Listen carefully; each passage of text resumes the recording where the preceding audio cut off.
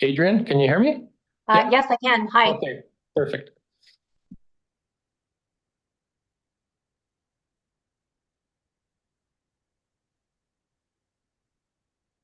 Graham, can you hear me? Yes, I can. Can you hear me? Yep, perfect. Thanks. Okay, we're ready to go. Ready to go, Steve? Yep.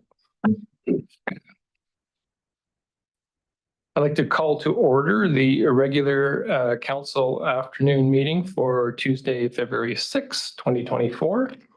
This meeting is being recorded live and is streaming on the District of Summerland YouTube channel. All representation to council, written or verbal, will form part of the public record and be available to the public for viewing electronically or as a written record. And today we have Councillor Betts is joining us on Zoom, as is our CO stat. Corporate officer, any late items? No late items. If I could get an approval of the agenda, please. Councillor Van Elfen, Councillor Peak, all in favor? That carries. The consent agenda. Would anybody like to remove anything from the consent agenda? Councillor Peak?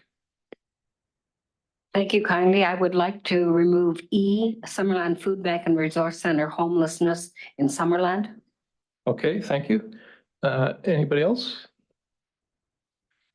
I'd like to remove B, the letter from the Regional District of Nanaimo regarding legislative reform. So we'll put both of those down into, Councillor Trainer. Would this be the time to remove the Parks and Rec Committee minutes as well? Yep. Okay, I'll remove those, just then I'll speak to them when we come back to these items. Okay, so that's, so all those will be down to 9. So 4.3 and 4.4 B and E.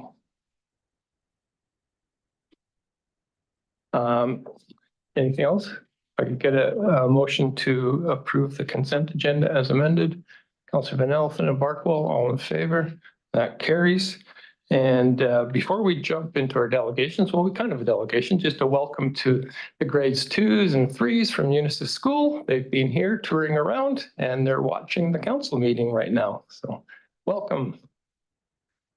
And our second delegation is Jim Safino from the Regional District of Okanagan-Similkameen with the RDOS budget presentation. So I'll just turn it over to you, Mr. Safino. Carry away. Thank you, Mayor. I'd first like to introduce Wayne Making. He's accountant for the Regional District. As stated by the Mayor, my name is Jim Safino. I am the CAO for the Regional District, but I'm here on behalf as the CFO. I committed to the board that when I was asked to be the CAO that I would finish the budget. And this is one of 17 presentations that we will be making. This has got to be the biggest audience I've had. I should be nervous, but I'm used to having 5, 10 people at the maximum. So with that, what I'm going to be showing you is the budget as the board is going to see it at second reading. So it says proposed budget. The reason is because the budget can be changed at any given time, and the board hasn't officially approved what I'm showing you, but it's the recommendation that staff is going to be talking to the board. There's a number of changes in the budget from first to second reading, and just a heads up, what you see here can be changed right up until March at third reading. So with that, I'd like just to start. So one of the things I want to start with is what is the regional district? A lot of people don't really realize that there's a major change between what the community charter and the local government act says that municipalities must do and what regional districts can do.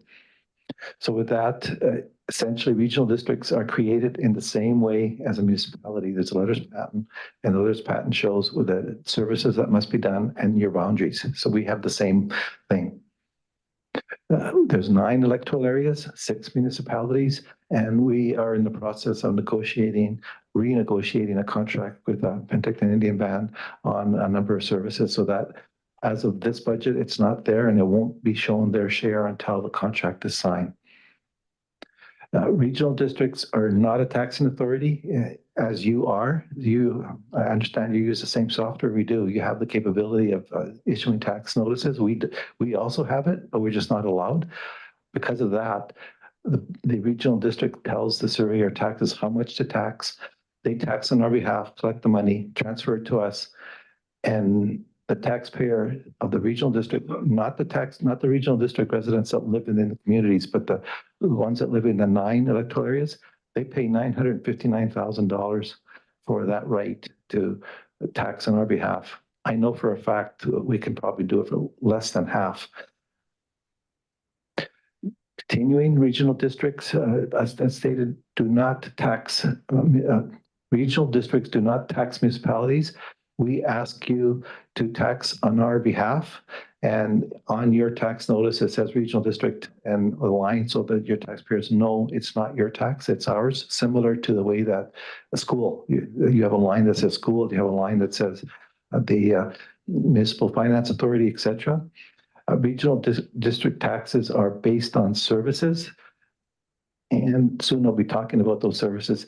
Some regional district services are legislated. So these ones that you see here, 911, solid waste, general government, those are mandated. You as a municipality don't have the choice to say that we want in or out. There are services that you do, but not these ones.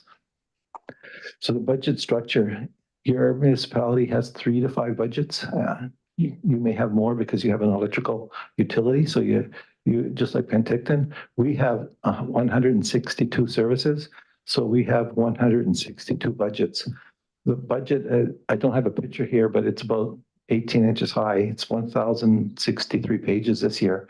And it has 26 schedules. And the reason I did the schedules is the budget is so large that the schedules allow you to go right to whatever you need to go to.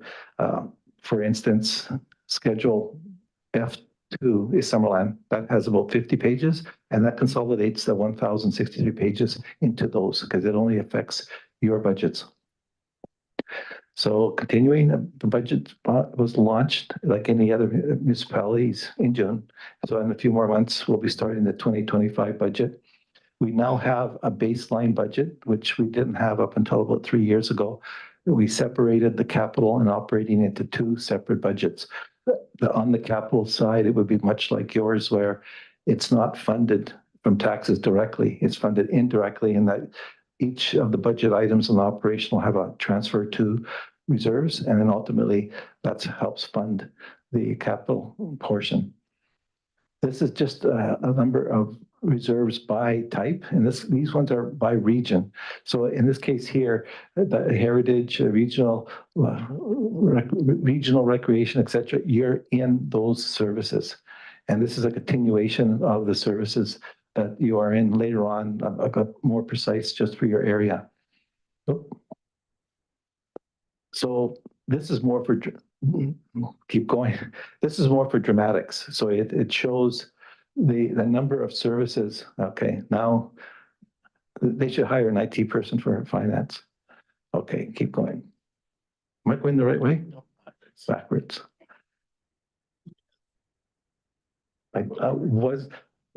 You're going forward, right? I want to go backwards. It's the little button underneath.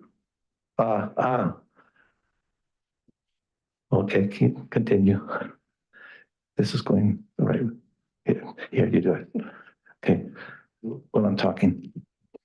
So the next section is actually for dramatics to show you how many services we have. Let's keep going. Keep one more. These are the 162 services. Not every service belongs to every area. So for instance, there's certain services that are in Area F, which is West Bench. There's Naramata have services, etc. These are the services that you're contributing to. So the first section where you say participating director votes, this is one of the few areas where it's unfortunate where I get very little input. The managers put in their budget, and there's very few questions asked in these budgets, mostly because all 15 participants pay into it. So they, for one reason or another, there isn't any major concern. And this is where, in some cases, there is a concern. You'll see 911 and emergency services later on that you pay into. A change in philosophy has occurred. So the old CAO had one philosophy, and it didn't mean that it was wrong. It's just a philosophy. But by hiring a CAO that is also a CPA, that philosophy changed very quickly. And that my philosophy is each service pays its own way. There shouldn't be one service financing or subsidizing another. And I did mention this to the board, which affected your municipality and the other 5 municipalities. Because what's been happening is in the past, electoral area men, where only the 9 electoral areas pay, was funding emergency 911 and operations, the 911 and emergency planning.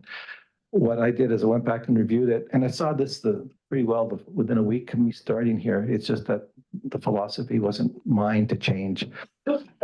There was department heads that were charging to the electoral area men that had no reason to charge there. So with adjustments were made, and you'll see some changes in that when you look at the increase in costs.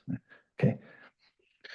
So regional district staff begins to build, as I stated in June. Our budget is similar to yours. It's a 5-year budget. The current one is voted on with 4 subsequent years. There's FTE requests, there's supplemental requests. So that changes the budget from year to year. Starting for 2025, there's a restriction on the managers to ask for a specific new full-time equivalent. Staff asked for 15 this year.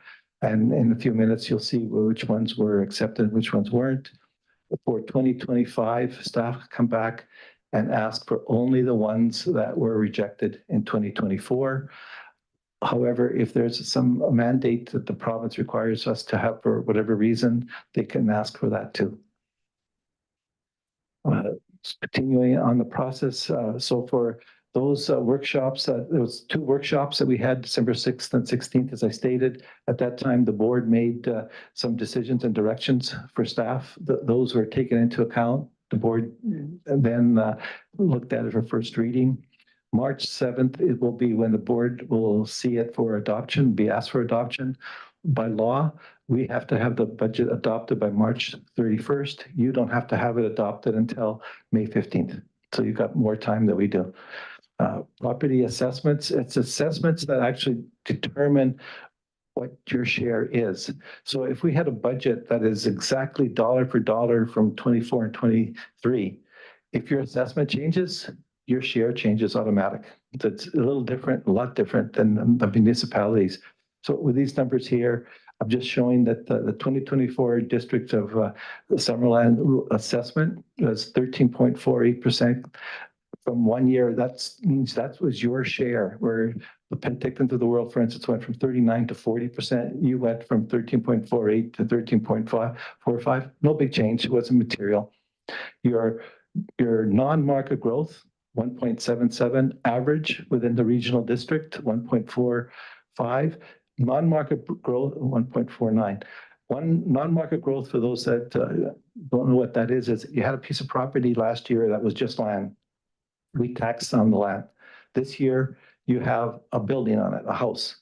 Now we're taxing you on the land and the house. So now you have more assessment throughout the region. And I describe it as you have a loaf of slice of bread and you're putting butter on it. You now have 2 slices of bread, and so the butter is split over the 2 slices of bread, which allows you to have less taxes. And if we go back to using taxes as an analogy, this is very visual. I'm a visual person. I don't see colors, but I am visual. So what you see there is the peaks is where the assessment, I call it a BCA assessment adjustment, where the assessments increased or decreased.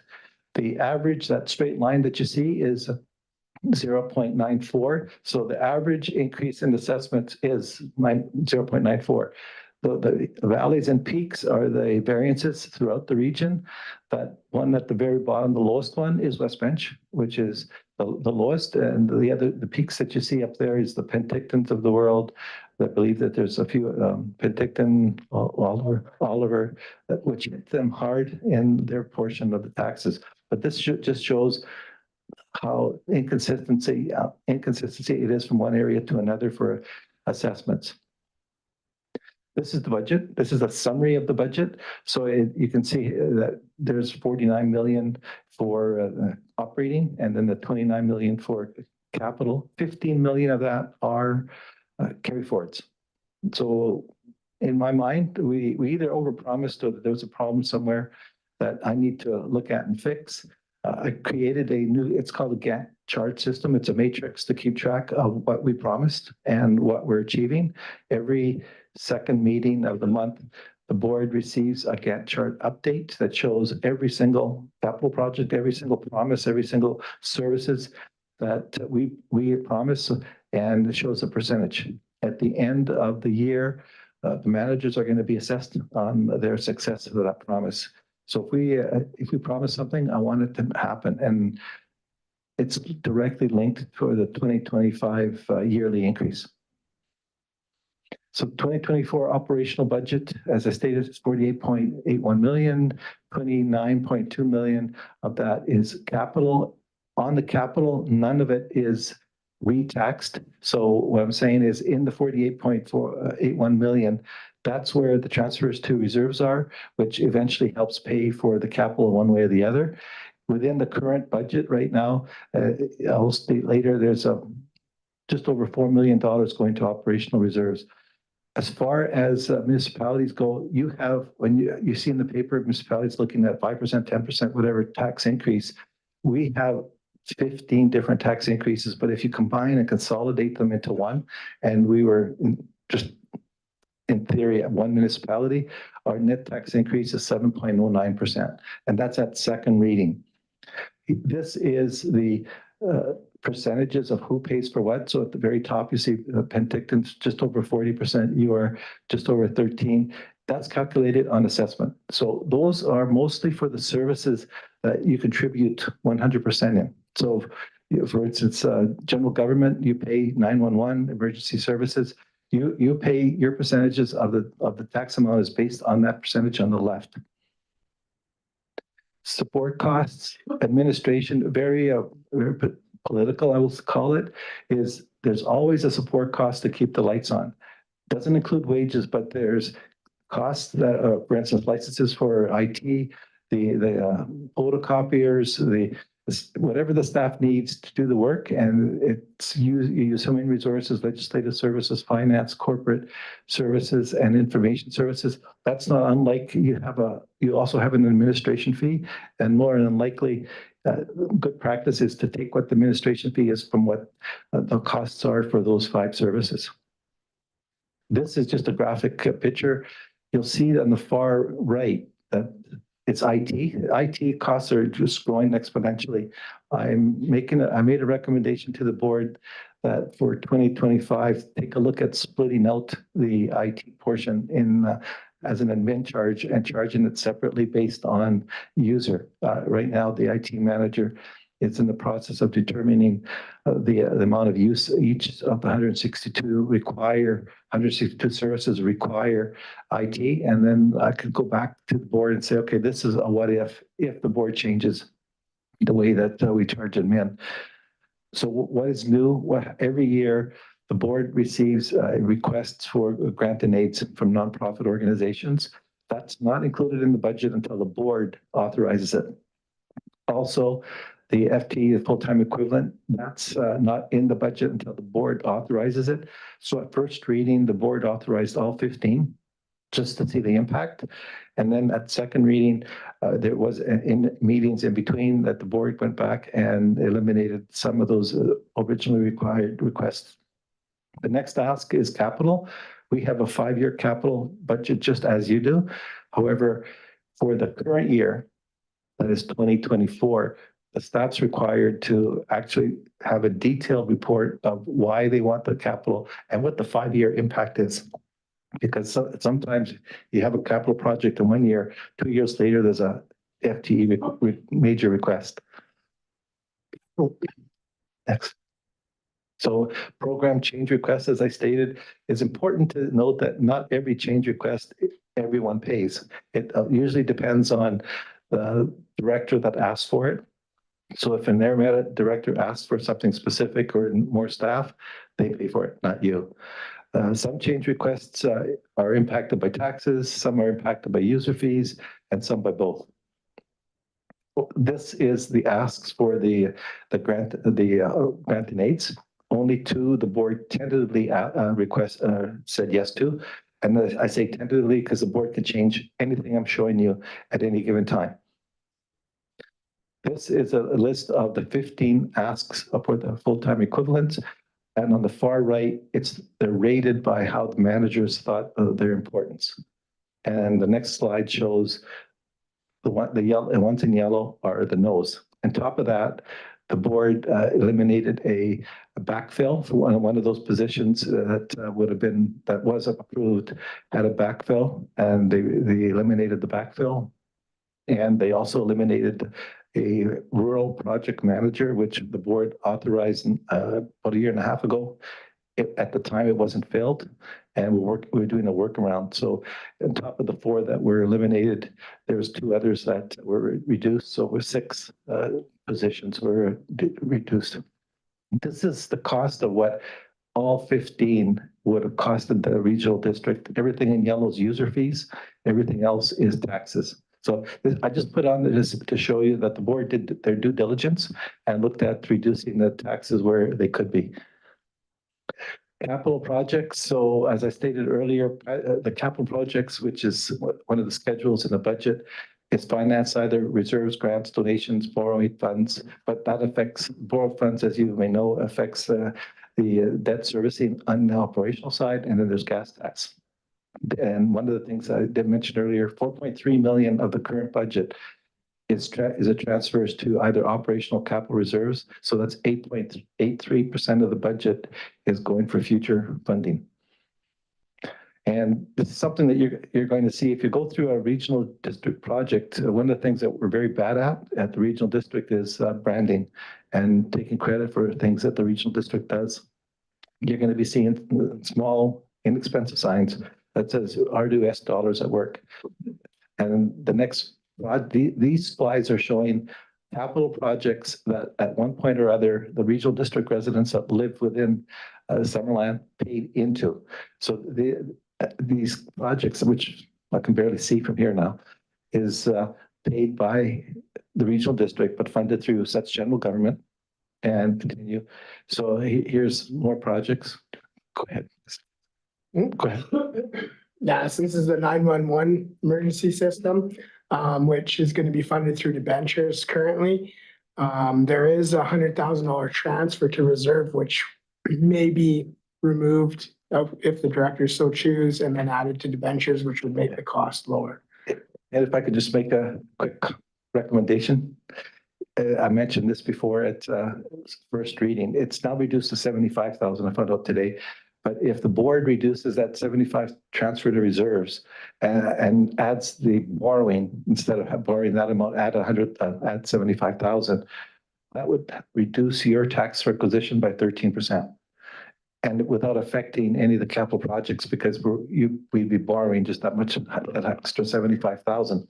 But the debt servicing wouldn't be anywhere near this amount of money that you'd have to pay now. Say that again, Jim. It probably makes sense in you.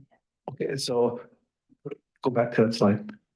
So that slide shows that there's the capital projects that the manager said they need. However, it has to be funded from borrowing. There's a debt servicing that goes with that borrowing. And in the operational budget, there's a transfer to reserves that will help fund future capital reserves. What I'm recommending is to save that your 13%, Penticton's 40%. If they borrow an extra 100,000, that 100,000 would, yes, it would increase your debt servicing over a number of years, but the impact for 2024 wouldn't be as much. And one of the other things that we need to do better, and we will, is our 5-year capital plan. We need to have it more robust. So why increase the transfer to reserves by that much, by $75,000 in 1 year? We need a plan so that we can do the capital projects and afford it as we go. Not all of a sudden have a huge increase. And some other electoral areas that happens all the time. And the new philosophy, and it's a ongoing joke is there's a new sheriff in town, and some of the managers and directors are saying that philosophies doesn't mean it's wrong. It just means it's a different way of doing it. And again, because you've got a CPA, and by the way, in May, we'll have a second CPA sitting next to me, that I want to have it so that it's fair and it doesn't hit the taxpayer. I don't believe that the taxpayer has an open wallet, and we have to think about that. Go ahead. So this is the refuse disposal for Campbell Mountain landfill. The ones in yellow are carry forwards that are still being worked on, and the ones in white are new projects. Then we've got information services, a lot of yellow on this one, but this was the fact that it was ordered in 23 and we didn't get the shipments till 24. So that's why a lot of these are still carry forwards. Just a question from Council Pete. Sorry, Mr. Mayor, I didn't ask through you last time. If I might ask, so for instance, I look at the organics composting facility, Summerland would not participate in that. No, but the reason I showed you that is that's one of our largest capital projects. Its user fees is Penticton. And we also included OK Falls because they're closest and their residents are using that. But that's just there for information only.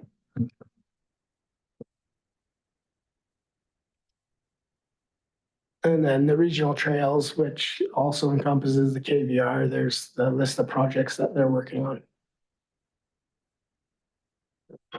Good. Okay, so the next table is coming up is Summerland's requisition. Your district will contribute 1.082 million in taxes.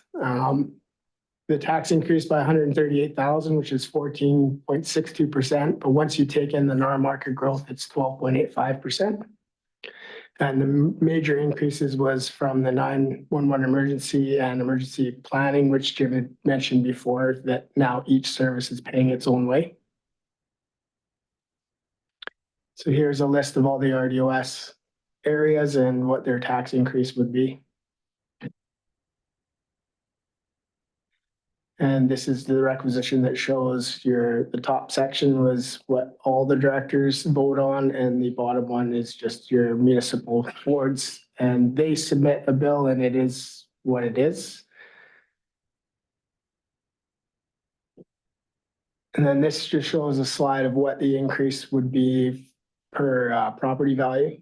So you got the property values of 500 to $1 million up top. So in Summerland, a house of 500,000, the increase would be $13.42.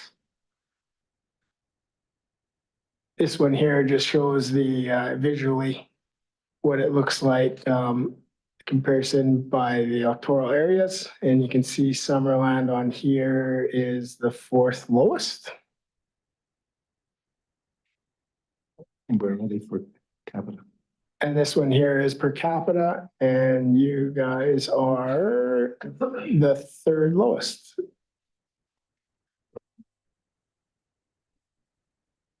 So one of the things I started to do is start showing the budget by per capita. I had, I've got to be careful how I say this. So I had a major interest in one municipality was always stating that they're the highest and that our taxes weren't fair. So I did it by per capita, and one municipality went from being the 3rd highest to the 3rd lowest. Just because the more people you have, the more services you have, the more cost you have. So the last slide is, okay, well, the last slide was the email for if you have any questions where the taxpayers can actually send their questions online. And then if there's any concerns, I take it to the board, or I answer the questions that they asked so that there's no misconception of who we are, what we do, and why we do it. And I'm open for questions. And thank you for having us. Okay, thank you very much. Thanks for coming. Council, any questions? Councillor Barkwell. Thanks, Jim. I've been through a number of these presentations and I find it interesting each year. but I'm not an accountant anymore, and I have a question about how you allocate the administrative, well, let's take IT, for example. That's a service that all the regional districts and municipalities would use. So how do you allocate the cost to the regional districts and to the municipalities on a fair basis? So we take the 162 services and create tier basis, a tier 1 through 5. The more that staff is involved in the service, the higher the tier. So tier 1, for instance, the reason I showed you that Campbell Mountain is just because it's a heavy user. But a tier 1 has a highest percentage, so they would pay 5.52% of the what we calculate as administration costs. I'll go one step further. What we do first is we take the total costs for the administration. 12% of that goes to capital because and the capital, the majority of capital is for the electoral area admins, not municipalities. Up until I started, it was 100%. There was nothing charged to capital for admin. So municipalities are actually absorbing the cost through their portion of the operational cost. So we take 12% away and put that in capital. Put that to capital. The rest of it is from calculated.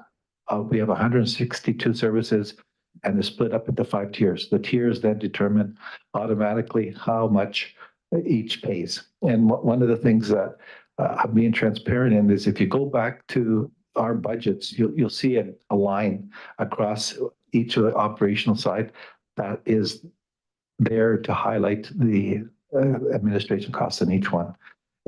One of the things I took to the board is that I committed every 4 years to go back and review the administration formula.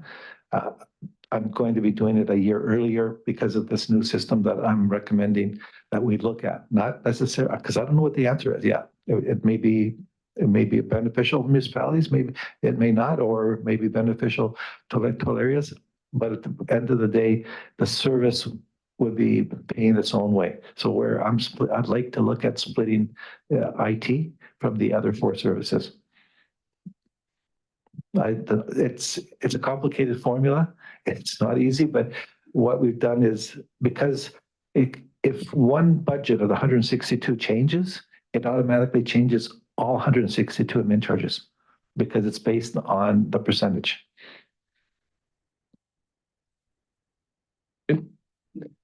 I can see that there's still an element of philosophy involved, I guess. And as a city representative, I would have maybe a different philosophy than a rural representative would have. And it's, I guess in the end, you gotta work it out.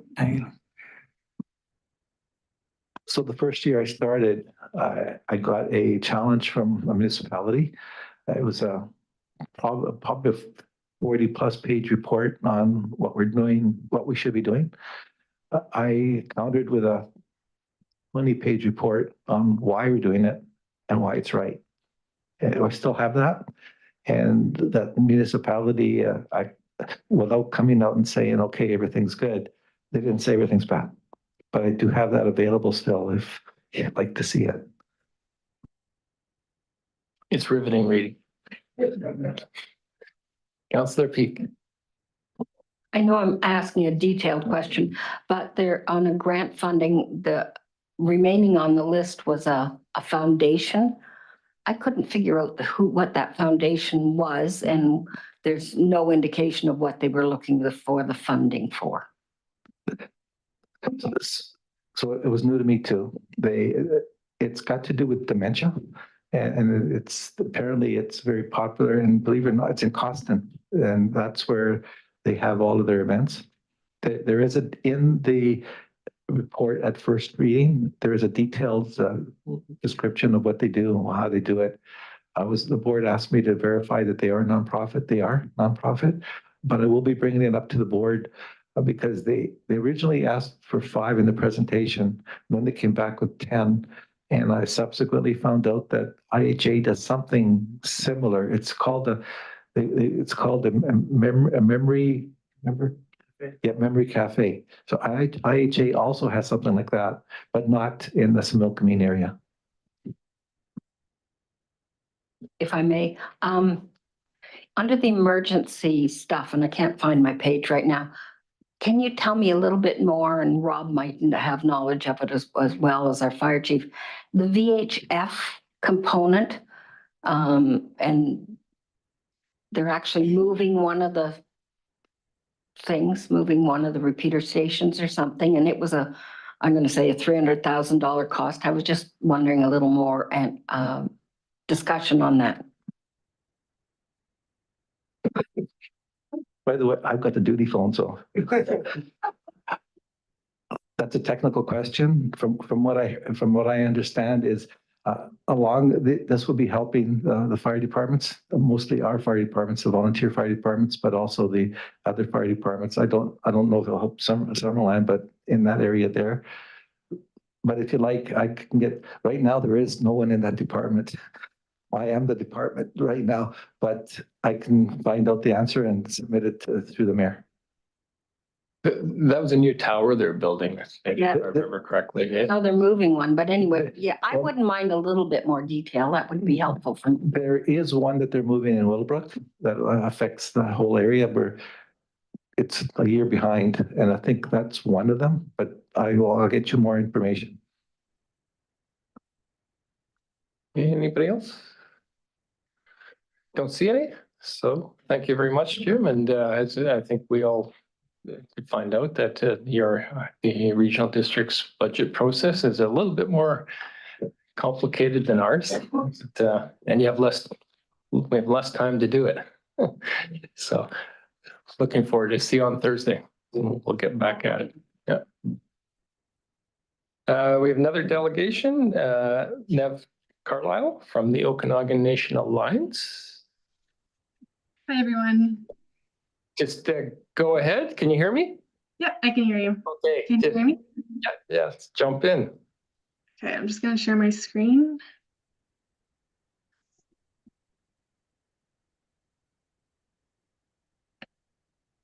Is everyone able to see? Yeah, that's perfect. Thank you. Okay, so my name is Neve Carlisle. I work for the Okanagan Nation Alliance as a fisheries biologist.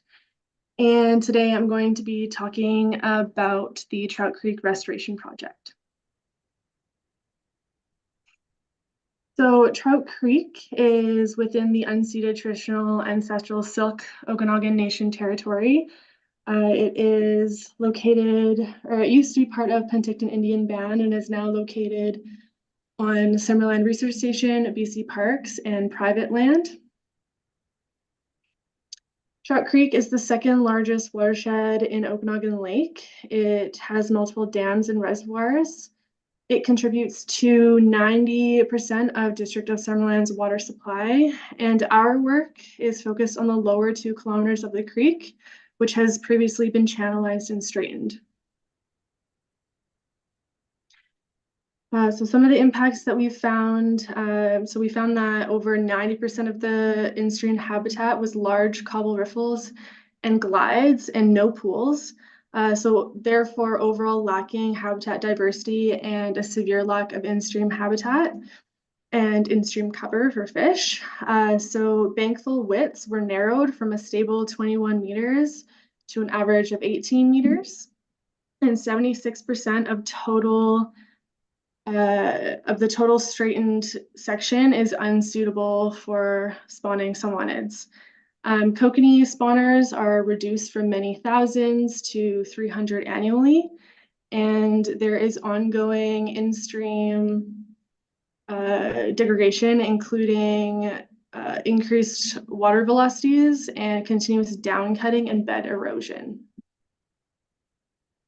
So in that first picture, so this is Trout Creek before any restoration.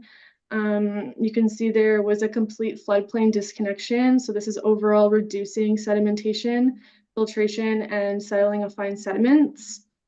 There has been reduced nutrient exchange between the land and the water and reduced hot weather refugia in Trout Creek. The second picture is a historical example of what a healthy cottonwood riparian forest should look like. And this is kind of what we hope for Trout Creek again one day. So floodplain reconnection will increase riparian vegetation, especially the indigenous cottonwood forests, to provide sufficient shade and nutrient exchange. Another impact to Trout Creek is the perpetual slide. So this is located up in the canyon. You can kind of see it on the map there.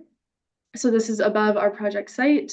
This is the main source of high amounts of fine sediment causing turbidity in Trout Creek. We have ongoing studies and analysis, so it's kind of an ongoing project for us. And I know DOS has also contributed to figuring out the slide. OBWB has sponsored the hydrometric station that is continually measuring the turbidity in the creek. So the steering committee for the project consists of Penticton Indian Band, governmental organizations, and local consultants. And the overall vision for the project is to use a collaborative ecosystem-based approach guided by Silk traditional ecological knowledge keepers to reinvigorate Silk Okanagan stewardship of the area and to restore natural form and function, and to complement slide mitigation efforts to improve overall water quality. So for our design principles, this is to widen the bank fill width, to re-engage the floodplain, and to restore river structure and function. So for example, adding in meanders again, or those pool or flow sequences, and spawning gravel, and to also operate within high flow protection structures with no negative impacts to existing infrastructure. So overall mitigating flood risk and reducing chance of flood in the area or at this site. So for our construction outcomes, we have been able to complete 4 riffles planned so far. We have widened the bank full width, and the floodplain for this section has been excavated. The dry land cut fill area is about 75% complete. So we just need to do a bit more soil remediation and revegetation, which is planned for later this year. And so we'll look at riffle 4 a bit. We have our before picture. You can kind of see how high the bank is compared to where the creek is. In the after picture, you can see the new floodplain area that will become wet at an annual spring freshet flow. And that is also the target elevation for a healthy riparian forest. We repurposed the debris in the banks for floodplain protection and extra habitat. The channel was widened for the riffle to accommodate the right channel width and the backwater pool that is created with installing riffles. And cobbles were placed at the floodplain outlet to help with long-term stabilization of the floodplain. So here is some drone imagery while we were finishing up construction this last summer prior to revegetation. So you can see the remaining riffles 1 to 3. They are very similar to riffle 4, just a little bit larger and longer with an overall larger floodplain section, but we had very similar outcomes. So our preliminary site response, we'll kind of look at riffle 4 again since we've seen that one in a full year. We've had a great floodplain engagement at the proper flows. At riffle 4, we had sediment deposition at the riffle, so that self-recruited spawning habitat, which we hope to see at the remaining riffles. And we had sediment deposition on the floodplain, so that's really going to help with that natural cottonwood succession. And for our preliminary biological response, we've seen kokanee and sockeye spawning at the riffles where we've put the spawning gravel, so that was really great to see. This year, due to the riffle we put in last year that created the pool, we got a lot more just fish in general at the creek. So our salvage this year was a lot more challenging because we were able to get a lot more fish out. And then we've had a lot more aerial predation, mostly by osprey, which is really awesome to see. And we've had regular visits by Indigenous wildlife at the site. And so for what's next, our plan is to complete the dryland revegetation. This is planned for spring and fall this year. And then we will continue to do our effectiveness monitoring. So hopefully we get that annual spring freshet flow to monitor the floodplain engagement. And we will design and plan restoration for the remaining 1.5 kilometers of the creek, and we will continue to support slide mitigation efforts. So I just wanted to thank all of our contributors. This is just one step in bringing health back to Trout Creek. And we've seen such positive results in such a short amount of time. And I just hope that we can continue to support these collaborations with Silk leadership. So Limlip, and just thank you guys so much for having me and listening to me talk today. Yeah, thank you, Nick. Council questions. It's a very exciting project. Councillor Trainer. Hi, I just have 3 quick questions for you. My first one is there anything that the public can do to help with this project? People that live around there and, walk along the creek. Is there anything we can do to help? We've already had like a great support from the public with this project. During construction, people staying outside of the construction zone was amazing. I know it's a really used site. So that was great. So anytime that we have a posting that there is construction going on and we have keep out signs, just please respect those because it is usually an active construction zone. This next year, this summer, we will most likely not have construction, so people won't have to worry about that. But in the following years, we know we're going to be in there. And another thing is coming out for our posted volunteer days that we do for planting. We usually do them. We'll usually post them either right at the site or like they'll be on our website and stuff like that. Just planting days that we have, and that's a great way to help. Okay, great. Are you guys going to put up a sign about your restoration work there, like a more permanent sign that talks about the ongoing project, especially long term? Yeah, so that's planned for when the weather gets a bit nicer. We'll put like a more permanent sign up, just talking about like next steps, what we've done so far, and all that. Yeah. Okay, great. And then my final question is, how long do you see this project going for? Like, is it like a 5-10-year project, ongoing maintenance kind of thing? Yeah, so the monitoring maintenance side of it is definitely like 5 to 10-year plan. And as in terms of more construction, that will really depend on funding. But we do have options, not planned, but like tentatively for that lower 1.5 kilometers that we could do if we do get the funding, and that would probably be in like the 5-year range. Great. Well, thank you so much for all the work that you're doing. I live quite close to the creek and we go there all the time, and it's so great that you guys are fixing it up and bringing it back to what it used to look like. So thank you for everything you're doing. Yeah, thank you. It's a really great project for sure. Thank you. Councillor Peak. Thank you very much, Your Worship. Nev, I think the project is amazing. It's very exciting. I do take my grandchildren down there as well.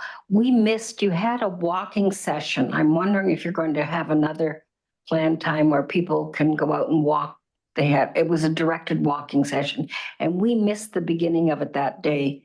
It wasn't well stated how you could, or what day or not, but the time and where to gather. So I had the children there, but we didn't get to do the walk. Are you going to do another walk? Oh, okay. So I am relatively new to the project starting this last summer. So Natasha, my coworker, would have kind of organized everything prior to last summer.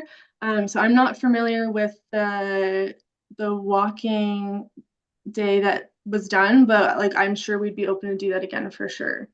So yeah, I can find out when that we'd be able to do that and let you know. Wonderful. I want to thank you for the presentation. This is such an important area, not just for Summerland, but for the whole lake. And I'm wondering, do they look for grants for doing the work? I wasn't quite clear on the funding.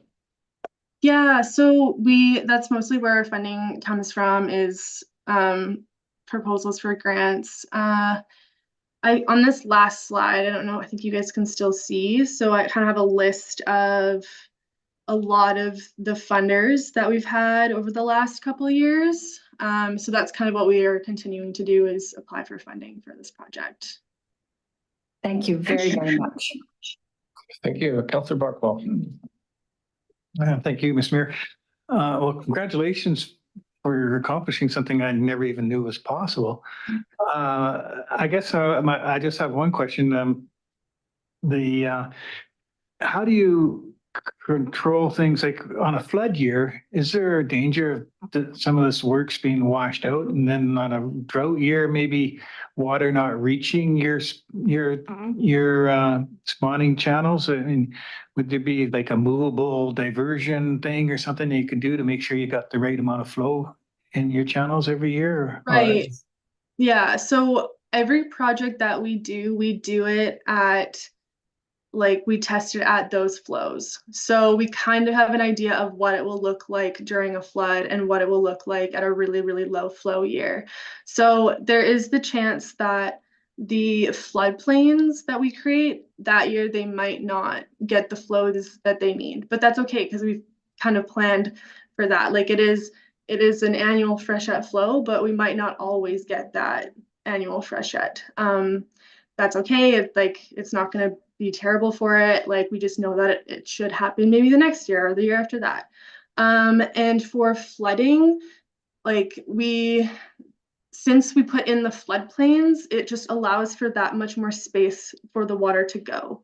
So it's actually benefiting the whole area when it comes to flooding, just because that water can safely move into those areas. And for the riffles, we've built them in a way that they shouldn't shift too much. There's always going to be a little bit of settling after a high freshet flow and moving around a little bit, but we've built them super strong, super secure. And so we are pretty confident that with the designs we've done and the modeling we've done, that they won't move.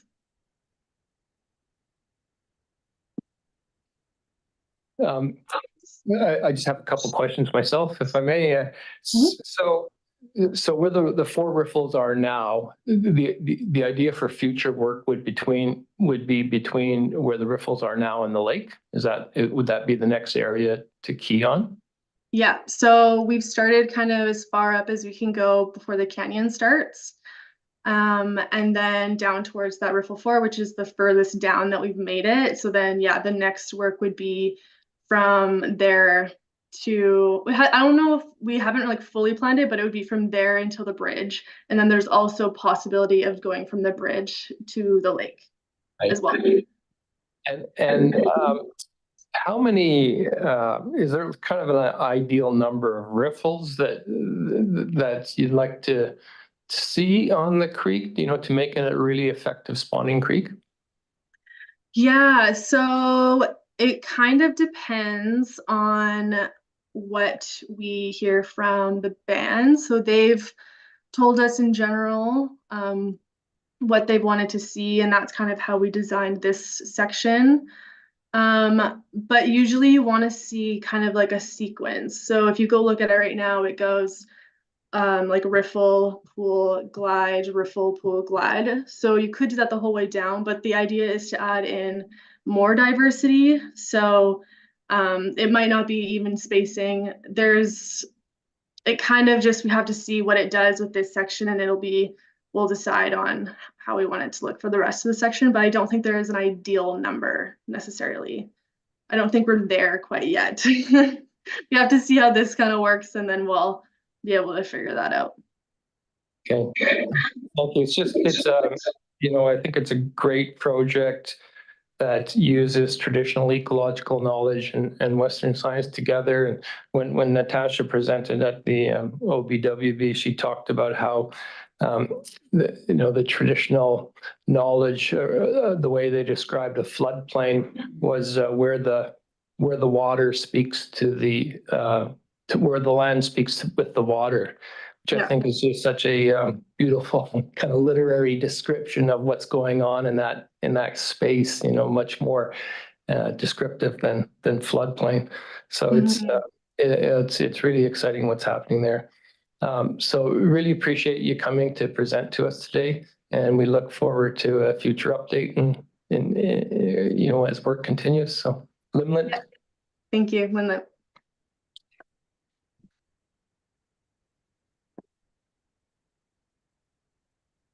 Okay, moving on to public comment period for any agenda item. Don't see any, so we'll move on to emergency support services. Chief Robinson, please. Thank you, Mr. Mayor, councilors. I'm looking for requests for decision today on a grant that we are involved with the, oh, sorry, that quarter four. Something different, Steve. So this is the grant that we've asked for before with in conjunction with the RDUS and with other towns like Princeton and Oliver. And we're looking for your support on some monies, and I can't remember how much it is all of a sudden. 117,000. So things we've done in the past, last year we were fortunate to get a portable printer for them, for the ESS group, 4 laptops, some protective carrying cases, and some volunteer recognition backpacks. This year, some of the things that we're looking for is thinking outside the box of signage for outside of Summerland's downtown core to direct people if we need to, some training, the provincial conference that we're going to send it to. So that's kind of the things that we're looking for this year. Thank you. Thank you, Council. Any questions? Councilor Marco? Sorry, it's not directly related to this issue, but it reminds me of a question I forgot to ask when Mr. Robinson was here before and we had budget discussions. At one time, we talked about having equipment that we would potentially rent out during emergencies and such. Did we ever get that equipment, or what happened with that discussion? Thank you, Councillor, through the mayor. It costs some money to get to that stage, and I think we didn't put it on this year's budget. A little off topic, but Councillor Van Elfen. I'll move the resolution. Okay, second. Any further discussion? Just have one question. So it came up at the RDUS when we were talking about DOCs that there's only 2 ESS people in the whole RDOS region who can work in EOC. That being ours here in Summerland and the director in Princeton, and that's it. And so these 2 poor people, I guess, are pretty. I mean, they do a stellar job. So I'm just wondering if that funding can train more. We'll be able to use to train more people to be able to work in an EOC. Thank you, Mr. Mayor. I believe they're working on trying to broaden their horizons, so to speak, but I'm not sure if this is the grant money that's, I believe that they're asking for more training. So I believe that can help people become more and more aware of what they're doing. Hope that answers the question. We'll find out, I guess. Okay, no further comment. I'll call the question. All in favor? And none opposed, that carries. Summerland District Markets request for liquor in the park. Director of Community Services, please. Thank you, Mr. Mayor. Good afternoon, Council. The Summerland District Market, which has replaced the historical Tuesday Farmers Market in Memorial Park, has issued a request to Council to authorize the expansion of their community market to allow for local licensed wineries, cideries, and liquor businesses to participate in the market, to offer alcoholic samples, and to sell their products. Their letter is included in the council package, and Cassandra and Josh are here in the gallery today if you have any questions. This edition of the new vendors is desired to continue to grow and enhance the community market and attract larger attendance. Their 2024 bookings are on Tuesdays from April 30th until September 24th from 7 a.m. till 2:30 p.m. with the public market times from 8:30 a.m. till 1 p.m. Staff have reached out to District of Summerland bylaw staff and the RCMP to review this request. Bylaw has no concerns provided the purchased alcohol products are not opened and consumed in the park. The RCMP does not have any issues, and if it is granted, we'll ensure that RCMP members are aware so they can conduct some community engagement and walkthroughs. The Summerland District Market will be required to follow all BC Liquor and Cannabis Regulation Branch regulations and obtain the required permits. Staff recommend that Council endorse this request, which supports the market's growth and potentially further enhances Summerland's tourism and economic development. Thank you. Okay, thank you. Bunch of questions. Councillor Trainer.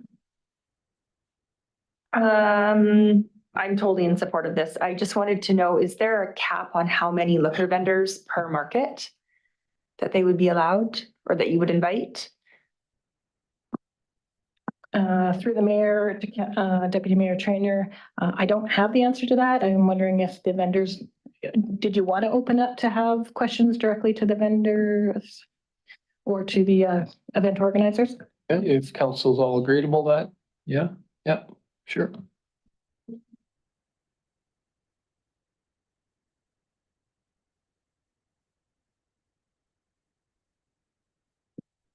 Good afternoon. My name is Joshua Percival, and I'll be speaking in regards to questions specifically for the organization and vendor. Sure. Just wondering if you plan on having a cap or a number on how many liquor vendors per market? Yes, all the categories do have a specific cap, and that's generally just to keep a fair market share for everyone involved.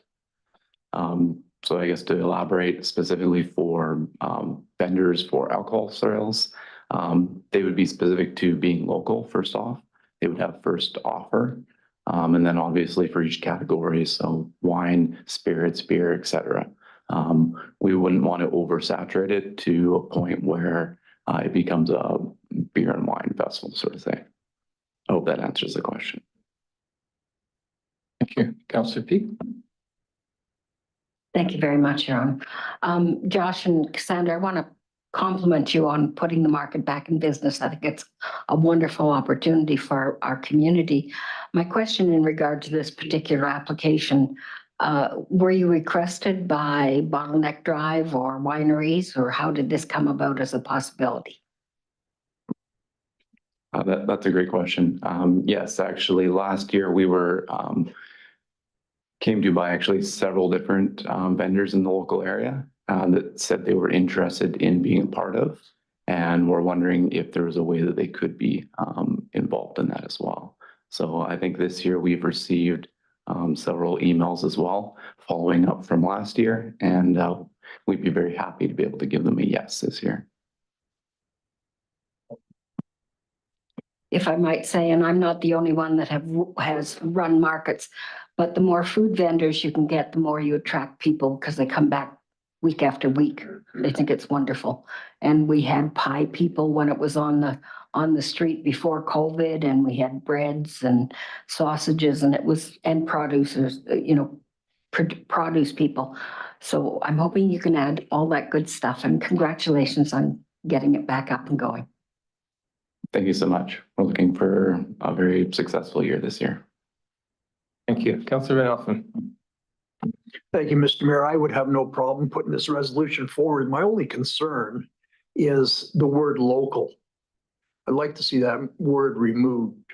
I mean, if you have those opportunities that you don't have enough local per se, and there might be a gin vendor from Gallagher Lake or some, craft breweries from Naramata or Penticton, I'd hate to see those not being able to attend your market. So I'd like to see the word local taken out, but I would move the resolution if that word was removed. Thank you.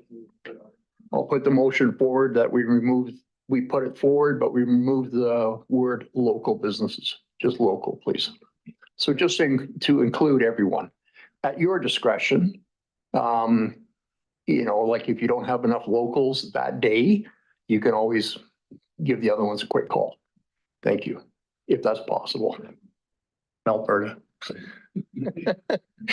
Do we have a seconder for that? Councillor Barkwell, could we get that up on the screen? Yeah, okay, so everybody sees that. Councillor Barkwell. I have a question I've always wondered about.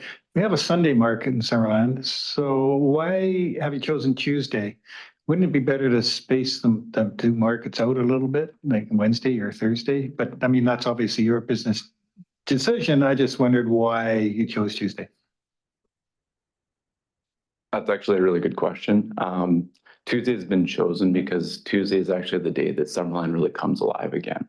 So after the weekend, most families, most people, Monday is the work day. People gets back in that routine. Tuesday is actually a lot of the local downtown shops, especially the thrift shop, which is extremely popular, opens up on Tuesday. And once that happens, we see an influx of not just young families, but the elderly as well, coming down to the downtown area. And that's when it really sort of becomes alive again. So I hope that answers the question there. So it's the day we have our council meetings and, everybody comes here for that. All right, so there's the Councillor Betts, please, on the screen. There we go. Thank you. I just wanted to share my support of this application. I really think that, all of the other local farmers markets are already supporting these kind of vendors at our markets, and that it just seems sensible that that it would spread to this other market. And I just wanted to share that it seems like a great idea. Thank you. Yes, it's not really anything different than the Sunday market does already. If there's no further comments or questions, I'll call the question. All in favor? And none opposed. Thank you. Thank you, sir. That's great. 2024-2028 financial plan bylaw. Director of Finance, please. Thank you, Mayor Holmes. So over the past 4 months, council has been actively involved in budget discussions. November focused on the district's 3 utilities and included a virtual open house on December 6th. The rest of December's focus was on the general fund, which was presented to the public at the district's January 17th budget open house at the Arena Banquet Room. To date, we have received 1 written submission from the public in relation to the overall budget, which has been included in council's package. Also to date, 45 people have viewed the presentation on our YouTube channel. The overall impact of this financial plan to a residential home, assessed at $944,156, is $252 annually, or $20.97 monthly. That's broken down as follows. So property taxes, there's a 5.38% increase, which works out to $128 annually. Garbage, a 4.8% increase, which is $11 annually. Water, 6.78%, which is $62.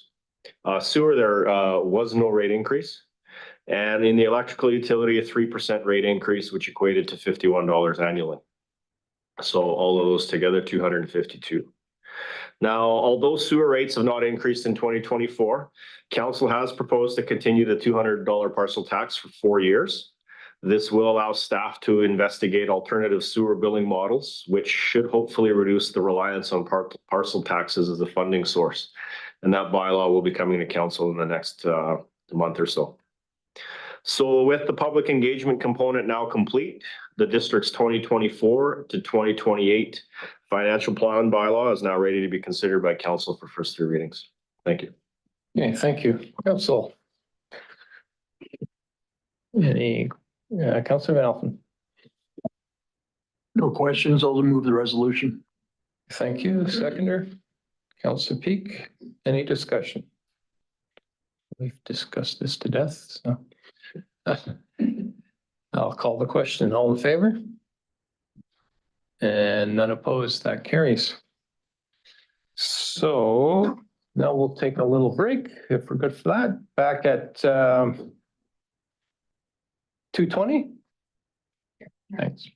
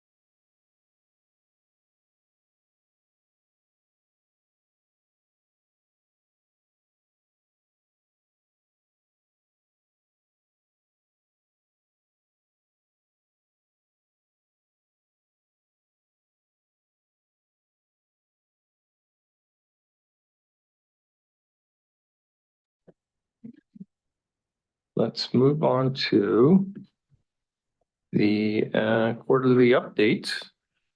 And who wants to start this first? CEO, is he? Yeah, CEO staff? That's ready and waiting. I think we're just gonna load up the slides.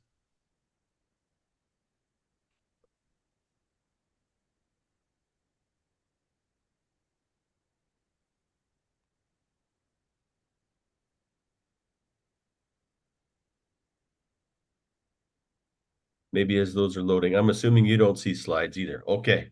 We'll start off with the fire department and then we'll move into the regular quarterly reporting after that. So if Rob's still in the room, we'll turn it over to you, Rob. Okay, thank you. This is an absolutely amazing photo. I love it. Chief Robs. Thank you, CAO Stat. Thank you, Mayor, Mr. Mayor. Yeah, we did this slide this year of our team. I thought it was a great little viewpoint. We scouted out a couple of areas and we went out and took a photo with one of our local guys here in Summerland, Mike Steele. I will start off with our fourth quarter incidents. You can see in October, we had 25, November, we had 18, and December, we had 14. November and December, we generally get 30 to 50 incidents per month. And I think this is a great thing for our citizens and people of surrounding areas that we didn't have to go too many calls. We are down on some MVIs, motor vehicle incidents. And so we rounded out the year at 299 and we're generally somewhere in the mid 300s. So I always look at incidents as give them or take them. It's always good when we don't have to respond to incidents. I'll just run through all the slides and then we can ask questions afterwards. So our next slide is our fire department training for the fourth quarter. Training was pretty consistent with previous years for this quarter. We had 77 training for October, November, and December, and we generally have 78. We finished in 294, as you can see on the slide, and last year we finished at 298 training events. And our next slide is our permits. Again, pretty consistent with previous years for this quarter. Overall, there were more days to burn in this quarter here, and actually people took advantage of it, which is good for our farmers. That was more venting days. Last year, we had 263 days. This year we had, permits, people burning 263, and this year we had 307 this year for people burning. And then our next slide is inspections. More inspections were completed in this quarter than previous years due to the lack of calls we had. So we were able to get out in the community and go get those inspections done that were needing to get done. But overall, it was for the whole year, it was pretty much the same numbers as last year. And then my last slide here is our public education. We increased numbers from last year. We had 11 more than last year, so we were up a few more. We were able to get a few more done in November and December that sometimes we wouldn't generally get done. So overall, we did a good job, I thought, of our team this year in getting out and doing more inspections and more public education events. Thank you. Okay, thank you. Any questions, Council? Councillor Van Elfen. Thank you, Mr. Mayor. Through to our fire chief. I can't remember when it was. I think it was a while back, but I think it was maybe the city of Prince George put forward a notice of motion to the province to bring to UBCM that fire departments get compensated for MVA responses. And I'm looking at our numbers. We had like 39 motor vehicle accidents and 10 in the RDOS area that we responded to. Have you heard any more on that? The fire chiefs on possible compensation from the province to attend these? Thank you. Thank you, Councillor. Through the mayor. It was Chief Warner in Prince George was looking at lift assist. So it was more to do with assisting the ambulance. I don't think it was to do with MVIs. I did reach out to him twice. I have not heard back from him, but I'm actually going to see him in April, so we'll chat with him then. Thank you. Okay. I think maybe what you're thinking of is that the RDOS actually brought that forward last UBCM for MVIs. Mainly because in the more rural areas that where there wasn't really ambulance service, that the rural fire chiefs were struggling with it. That's my recollection. I think it was Director Roberts who initiated that. Thank you. Anybody else? Councillor Peak.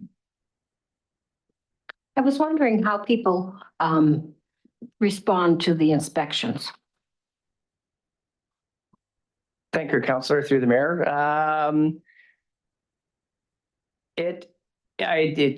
Most people are really good. It's the ones that maybe don't have their fire extinguishers or smoke alarms tested that are kind of on the bit of a defense. But I think our crew does a great job of listening to them and chatting with them and making sure they understand the implications that can happen if they don't get things fixed and looked after. Yeah. Appreciate that. I've been there when Neil, is it Nigel? Nigel, yeah. Yeah. They're very professional when they come in and they're instructive when you have questions about, well, why does this cord across there make a problem or whatever? Yeah, So they are very helpful. Thank you. I think they're very good at explaining that, but I'll pass that along. Thank you. Okay, thank you. Councillor Betts. Thank you, and thank you to Fire Chief Robinson. So I've had direct experience as well with our fire inspectors coming into my business.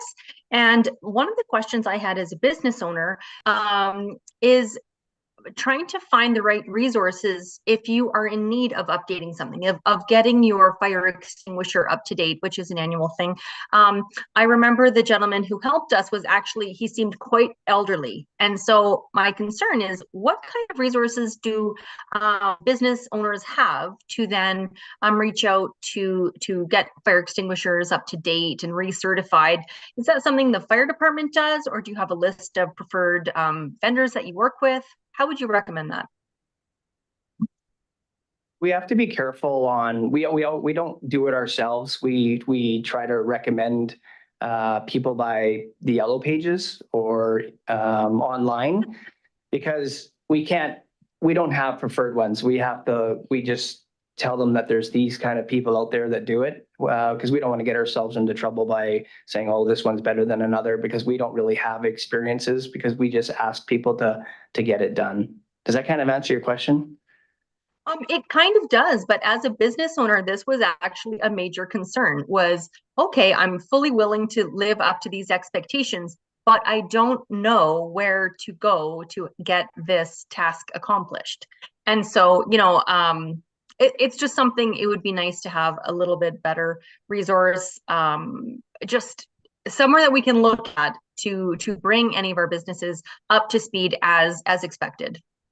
Okay, thanks, Councillor, through the mayor. Yes, so the guys, if you're struggling to find someone, we definitely have numbers for you to phone. They do have that with them. Sorry, I meant that we're trying not to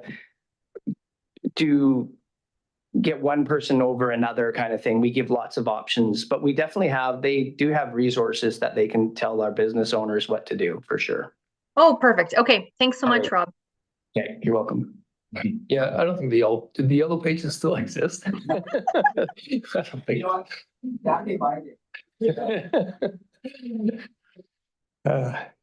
I remember them well as well. Councillor Peak. Let your fingers do the walking. Thank you, Your Worship. I'm sort of going to answer Adrian's question. When that came up for me, I went to other businesses to find out who they used. I don't know whether the chamber has recourse for any kind of listing for those kind of refills or whatever, but I know that's what I did. I went and talked to other businesses as to who they used. Thank you, Councillor, through the mayor. Yes, that's a good, word of mouth is one of the big things we try to tell people, but again, we try not to be one over another kind of thing. Okay, thank you. Anybody else? Don't see any. Okay. Thank you, Chief Robinson. Back to you, Seostat, or who's next? Yeah, okay. Yeah, back to me. So just in terms of opening remarks, we're going to move at a pretty good clip here today, just given our tight timeline. I know council's had the slides ahead, so probably have had the opportunity to review them, but we'll certainly pause on any item where council has a question. And also, we've kind of mixed the slides a bit this time around to put one section up at the front that we always seem to run out of time for, which pertains a lot to Director of Community Services items, the enhance our quality of life pieces. So that's another piece that that we will do up front. So we'll go to the next slide here. These are our well-known and much beloved council strategic priorities that are posted. And of course, they are a living document. Changes are made from time to time to be agile in terms of which things we're focusing on based on the environment and council's direction.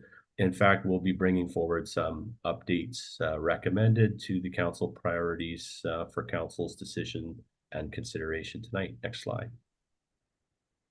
And the next slide. And over to Kendra. So looking back at our Freedom of Information request for 2023, in total, the district received 74, with 20 of those being in Q4. Out of those 74, 54 of those applications have been closed and have resulted in just under 15,000 pages being released and just over 25,000 pages being searched.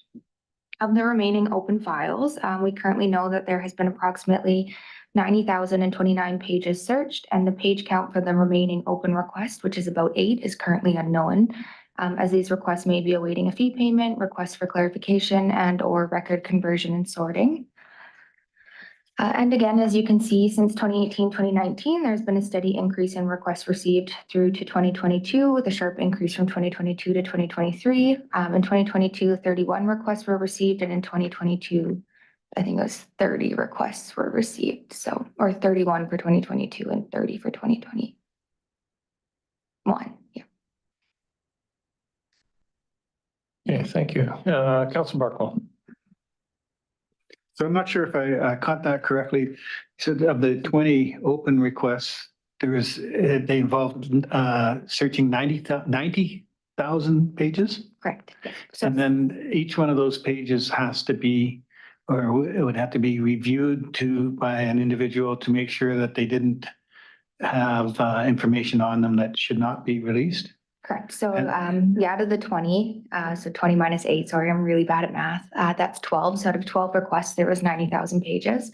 And yeah, so an individual has to go through each of those pages to see if they're responsive, if they're duplicate, and then if they are responsive, to go through them for any information that is subject to the Act. So, I mean, I'm sure there's good people doing this, but there's mistakes could be made easily. And it sounds like very lengthy, tedious work. So they obviously did that for 25,000 pages last year, and we're sitting on another 90,000 to be done, potentially. Potentially. And do we have a line item total budget cost for last year's Freedom of Information requests? I would have to defer that to Dave, what was spent, but as council knows, and that's included in the budget, we do have a line item going forward as well. Yeah, I just wonder what our expenditures, budgets and expenditures are often two different things. I'm not sure what 2024 came to in the end. I have to talk to Dave, I guess, and find that out. Thanks.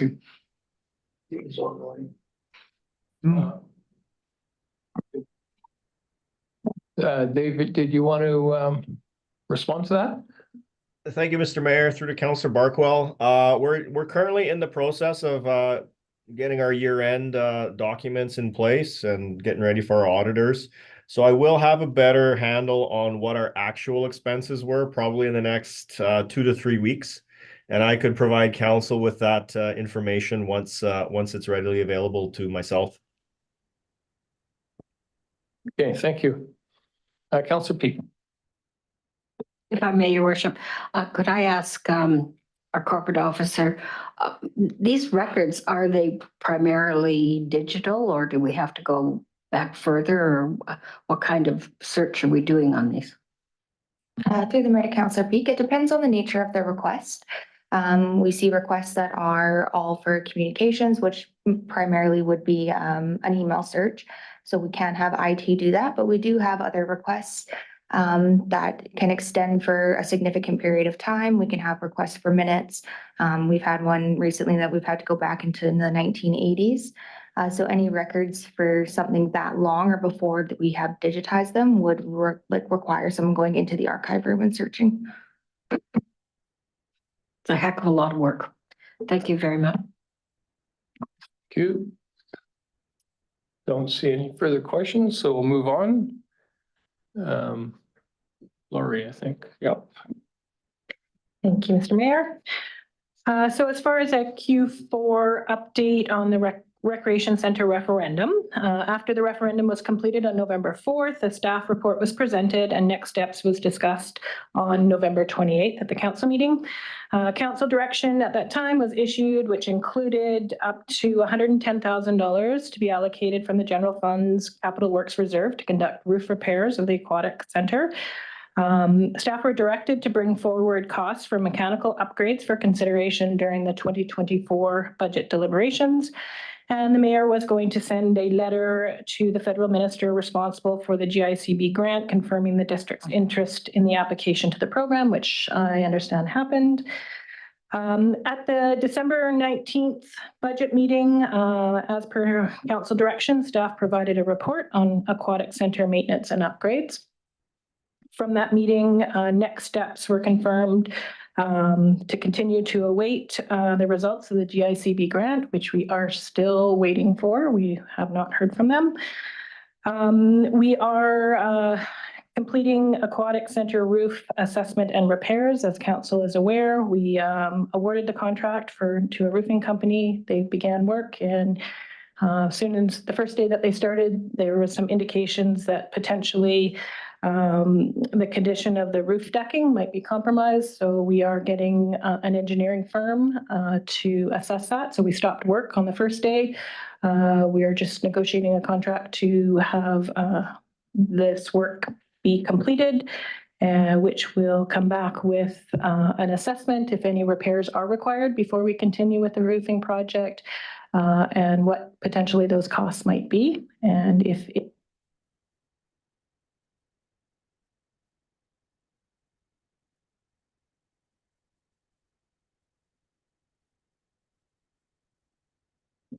Here we go. If the repairs that are required for the roof are beyond the existing budget that we have of $110,000, we will, staff will come back to council to outline those and get direction moving forward. Staff this year will investigate the aquatic center major building components. So looking at things like the boiler, the HVAC, and dehumidification, electrical, building envelope, structure, pool basins and systems, plumbing, and stormwater. So we'll look at those things in more detail. And if anything immediate or urgent comes forward from those investigations that require a budget amendment for this year, we will come back to council with that information. Otherwise, we'll come back during the 2025 to 2029 budget deliberations to present that to council and for consideration potentially in the 5-year plan. Do you want to take a question? No? Yeah. Okay, go ahead, Councillor Chair.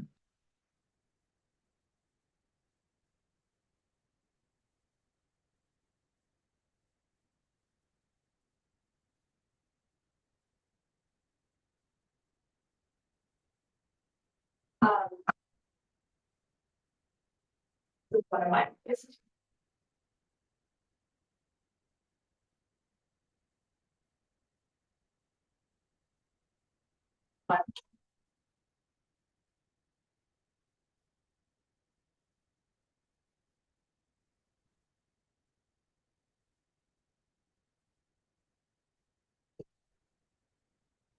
Oh.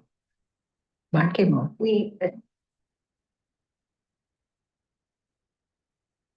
I think we're gonna have to spend a lot more on this building than we think. And this is the first repair that we're doing right now, is on the roof. And so when we do continue to look at other things like the boiler and everything. I just want to make sure that we're getting a really accurate picture and be prepared that there'll probably be other things as soon as we start repairing one thing. So it's just something for council to consider as we go forward. And we kind of talked about that at the rec committee meeting. That was a concern that came up as well. Thanks. Thank you. Go ahead. And I'll just finish with some of the recommendations that came from the Parks and Rec Advisory Committee. So we did have a meeting on January 22nd.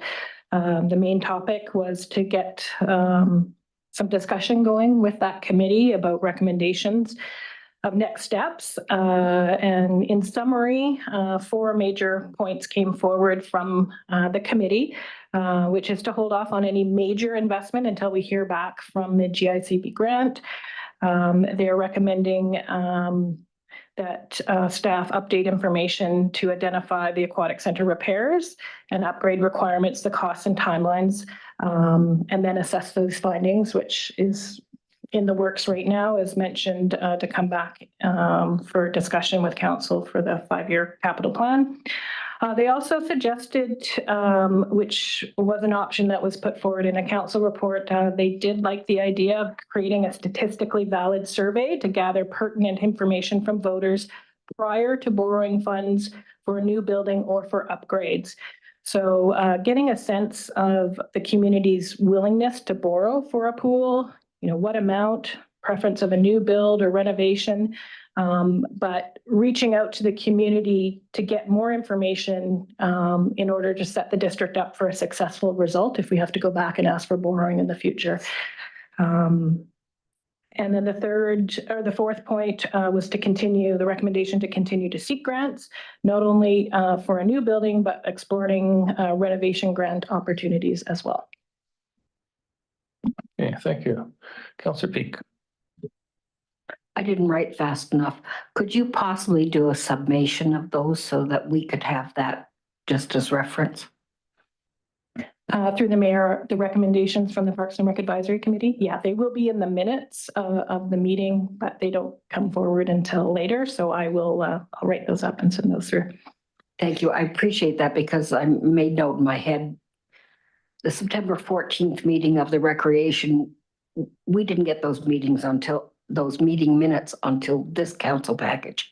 We had the discussion on the dog park on the 28th of September, I think it was. But anyway, a summation would be very useful since we don't get to the meeting minutes until well after the fact.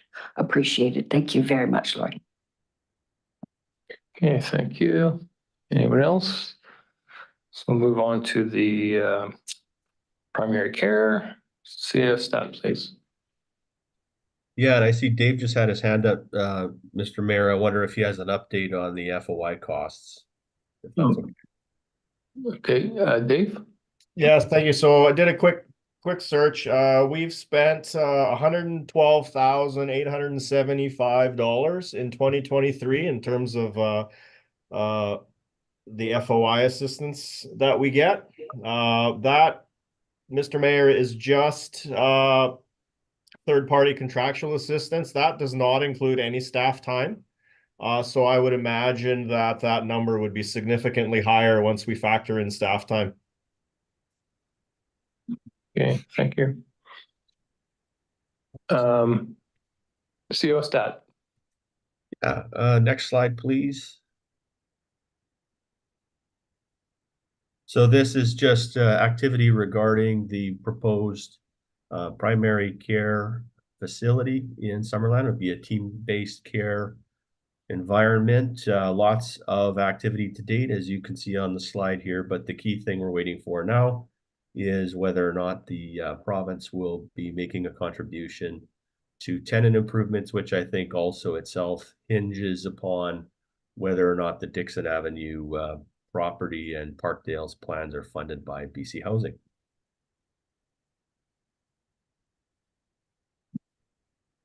Yeah, it's a bit of coordinating two provincial ministries at the same time. It's always a challenge. No questions on that. We'll move on to the next. Councillor Peak. Thank you, Your Worship. Can you tell me what the square footage for that opportunity was to be? For the health center portion of it, That's correct. 8,500 to 10,000. They have kind of a phased approach. They'll be taking more space over time.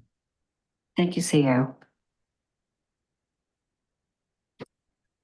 Okay, on to the next one, Parks and Rec Master Plan, back to the Director of Community Services.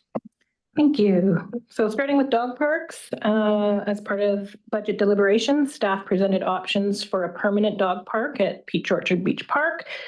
As you recall, council confirmed $50,000 in the budget for a permanent fenced off-leash dog park with a location to be determined.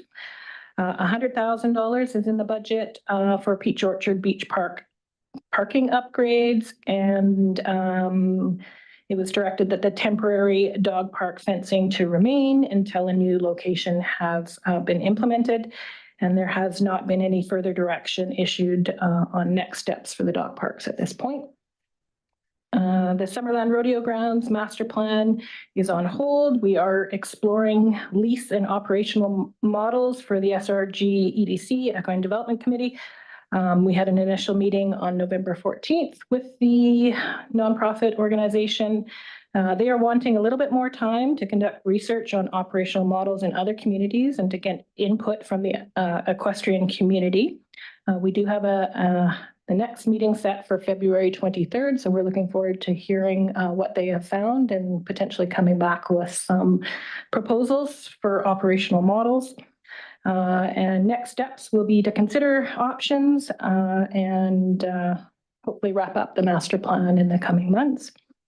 And as far as the tennis courts, they are substantially complete at the Summerland Secondary School. But because the temperatures dropped at the end of September, the blue and green court paint was not completed, and this will be done in the spring when the temperatures are optional, that they're optimal. And Tomco has indicated that they're targeting the first 2 weeks of May for this work. So that's weather dependent, but they've got that in their calendar to come to Summerland at that time. And we will have an official grand opening with the school district after that painting has been completed. Thank you. I'm going to challenge Trustee Stathers to a match.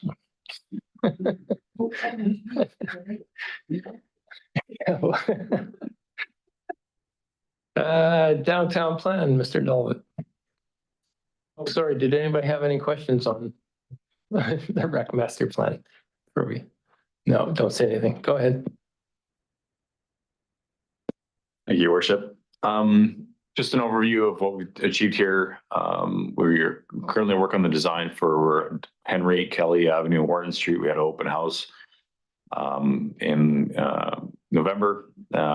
We also had it discussed as part of the financial plan for 2025 starting for that revitalization project. Staff's been pretty busy as well on downtown official community plan amendments. We present to the Advisory Planning Commission, got their feedback. We also got an award for complete communities, which will help with the infrastructure analysis of those proposed land use amendments. And that's currently all that work's ongoing right now. In terms of next steps, we are going to be going fairly quickly to public consultation with those proposed amendments now that we've been to the Advisory Planning Commission. Probably going, I'd say probably early March. And then there's a bit of a mistake on the slide. Actually, the zoning bylaw amendments are proposed to be delayed as part of council's strategic priority update tonight in the evening meeting. So that's one project that we're proposing to delay it till 2025 because of all the zoning bylaw amendments we're having to now implement it with Bill 44. So we thought that would be, well, we do still want to get the OCP amendments done for future land use, but zoning bylaw can wait until we've had a much broader discussion with regards to Bill 44. And then there's two other reports to be coming in the future, streetlight design. I think Jeremy will be presenting on that pretty soon. And then also we're going to be coming forward in Q2 to provide an update on the Warden Street project as well as the draft designs for that project. Councillor Peak. Thank you very kindly, Your Worship. My question goes to, and I haven't got it up on the screen, I'm doing up my paper. Infrastructure analysis of OCP. Is that just the downtown? The Complete Communities grant was specific to the downtown, the grant funding. So we're probably going to do a little bit more fine grain work with those grant dollars for the downtown. And actually the downtown is where we're going to be having most of our substantial changes in density versus other areas. But honestly, with regards to Bill 44, and there'll be changes in terms of land use and density throughout all areas of urban residential areas of the community. And so we are going to be looking at as well the infrastructure in those areas as well as part of that zoning bylaw review. So when we do our mandatory OCP review that we have to do, how does the OCP amendments we do now for downtown fit into that? Does that mean we won't have to worry about downtown when we go do the large review, or are we going to have to kind of do this work all over again? It's a good question. Thank you, Your Worship. When we first heard that we were going to have to do an OCP review by 2025, a broader one, we had a bit of a discussion internally about, well, do we plow ahead with the downtown, or do we park it and wait for this larger review? And I think at the staff level, we see benefits and kind of moving forward with the downtown first. We still might have changes as part of the larger review, and I'm cognizant of the downtown neighborhood action plan. Has been now almost 2 years since we've got that in place, and a lot of community discussion that occurred at that point in time. So want to continue to build with that kind of policy direction that we've already got from that previous plan in the review of specifically just the downtown, and be limited to just that area. Now, when we get into the broader discussion, there could be still changes, but I'm hoping that will help us in the next review of the OCP, that the downtown's kind of been settled a bit. Thanks. Don't see anything else, so we'll move on to the waterfront concept plan. Director of Community Services. Next up. As far as the waterfront concept plan, Q4 activities included a peer fundraising update to council by the Rotary Club on October 17th, and also on October 17th, the peer survey that was implemented to gain public input on enhancement priorities was presented to council. Rotary fundraising activities are underway and are continuing through this year. And I'm going to pass it over to the Director of Works and Infrastructure just to give you an update on the pier. Thanks, Lori, through the mayor. So we applied to the province for approvals to construct the new pier. We also applied to the province to extend the mussel window from end of October through till the end of March. We are still waiting to get that final approval, but we're hopeful it'll come in the next little while. We have received conditional support from the Penticton Indian Band for the project, so that's a bonus. Knowing that we have to get the pilings in by the end of March if we want to meet this mussel window, we have actually put the request for quotation out publicly. We started it last week. It's slated to be closed on February 14th. That date might be extended because the province has asked us for a few more things before we get the permission to move ahead. But we're keeping that out there. There's a sliver of hope that we may make the end of March, but it's getting really tight now. So if it's not March, it has to be after July 1st, either in the summer or in the fall of this year. Thank you. Any questions? So we moved the mussels, so they're not there anymore, right? They're in a different location, but you still have to, you still have to, if the window closes, you still can't do any work even though the mussels aren't there? That's a good question. It's a technical one, but we actually had our biologist, the province asked our biologist to do a survey of the mussels and to estimate how much the mussels could potentially move in the winter months. And so we moved the mussels as far away as they would allow us.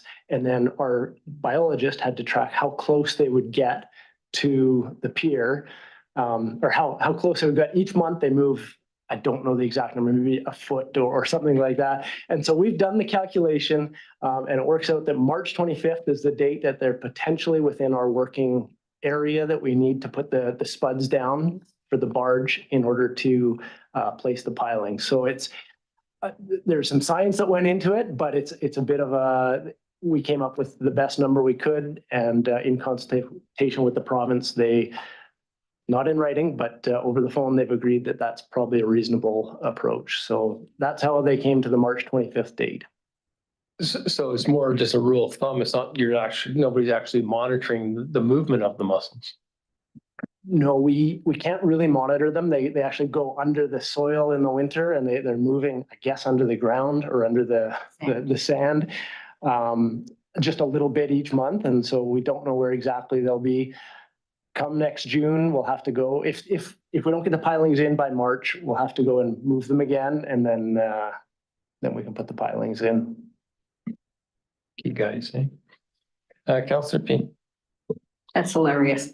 Back where I came from, there was a resort, and at the beginning of the summer, they had clam races, which they labeled them and checked them throughout the summer. We could do that with our mussels. In Boston, they have lobster races. They put all the lobsters on the floor, and the last one is the one that goes first in the pot. But that's what they do in New England. Okay, so anything further on the waterfront concept plan? No. Okay, so Lori, continue. Trails master plan. The current project underway from the Trails Master Plan is phases 3 and 4 of the Giants Head Mountain Trails project. Staff have been working with Associated Engineering. Design work and tender documents were finalized and issued the beginning of December, and they were awarded in January. There are 3 separate procurement processes, one for the washroom building, one for trail works, and one for civil works. First Nations engagements and signage will be initiated by district staff, and we just had a response this morning on that. So we look forward to working with ONA and PIB on this. And a majority of the works will be conducted in 2024 and remaining works completed in 2025. Trails Works is going to start up, slated to start March and through to the end of October. Civil Works starting up in April, and the washroom start up in May, targeted for an August completion. The next priority project from the Trails Master Plan is to implement trails plans for Conkle and Cartwright Mountains.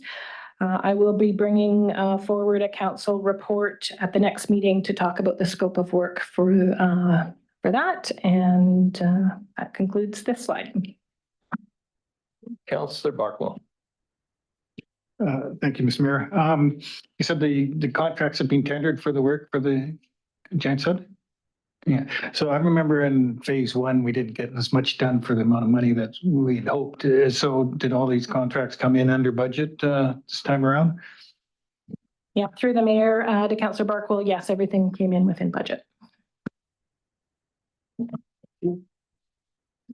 Okay, so that's the quality of life section. We'll move on to the core infrastructure and essential services. Pave more roads. Director of Works and Infrastructure, please. Thanks, Mr. Mayor. In the interest of time, I'm happy to go into detail on any of these projects, but there's been no substantial updates since the November update that we did regarding the roads. The only one that's outstanding is the paving of Victoria Road South between Dunham and Agar.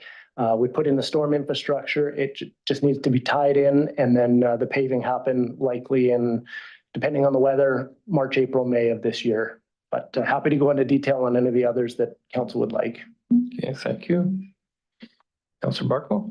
Thank you, Mr. Mayor. I know we have the fancy new roads master plan that has taken into consideration of the roads as they're assessed through the digital machines and the state of the water mains and things. But there's also another aspect that maybe wasn't taken into consideration with the prioritizing process, and that's what's out, you know, the type of businesses and things that are there.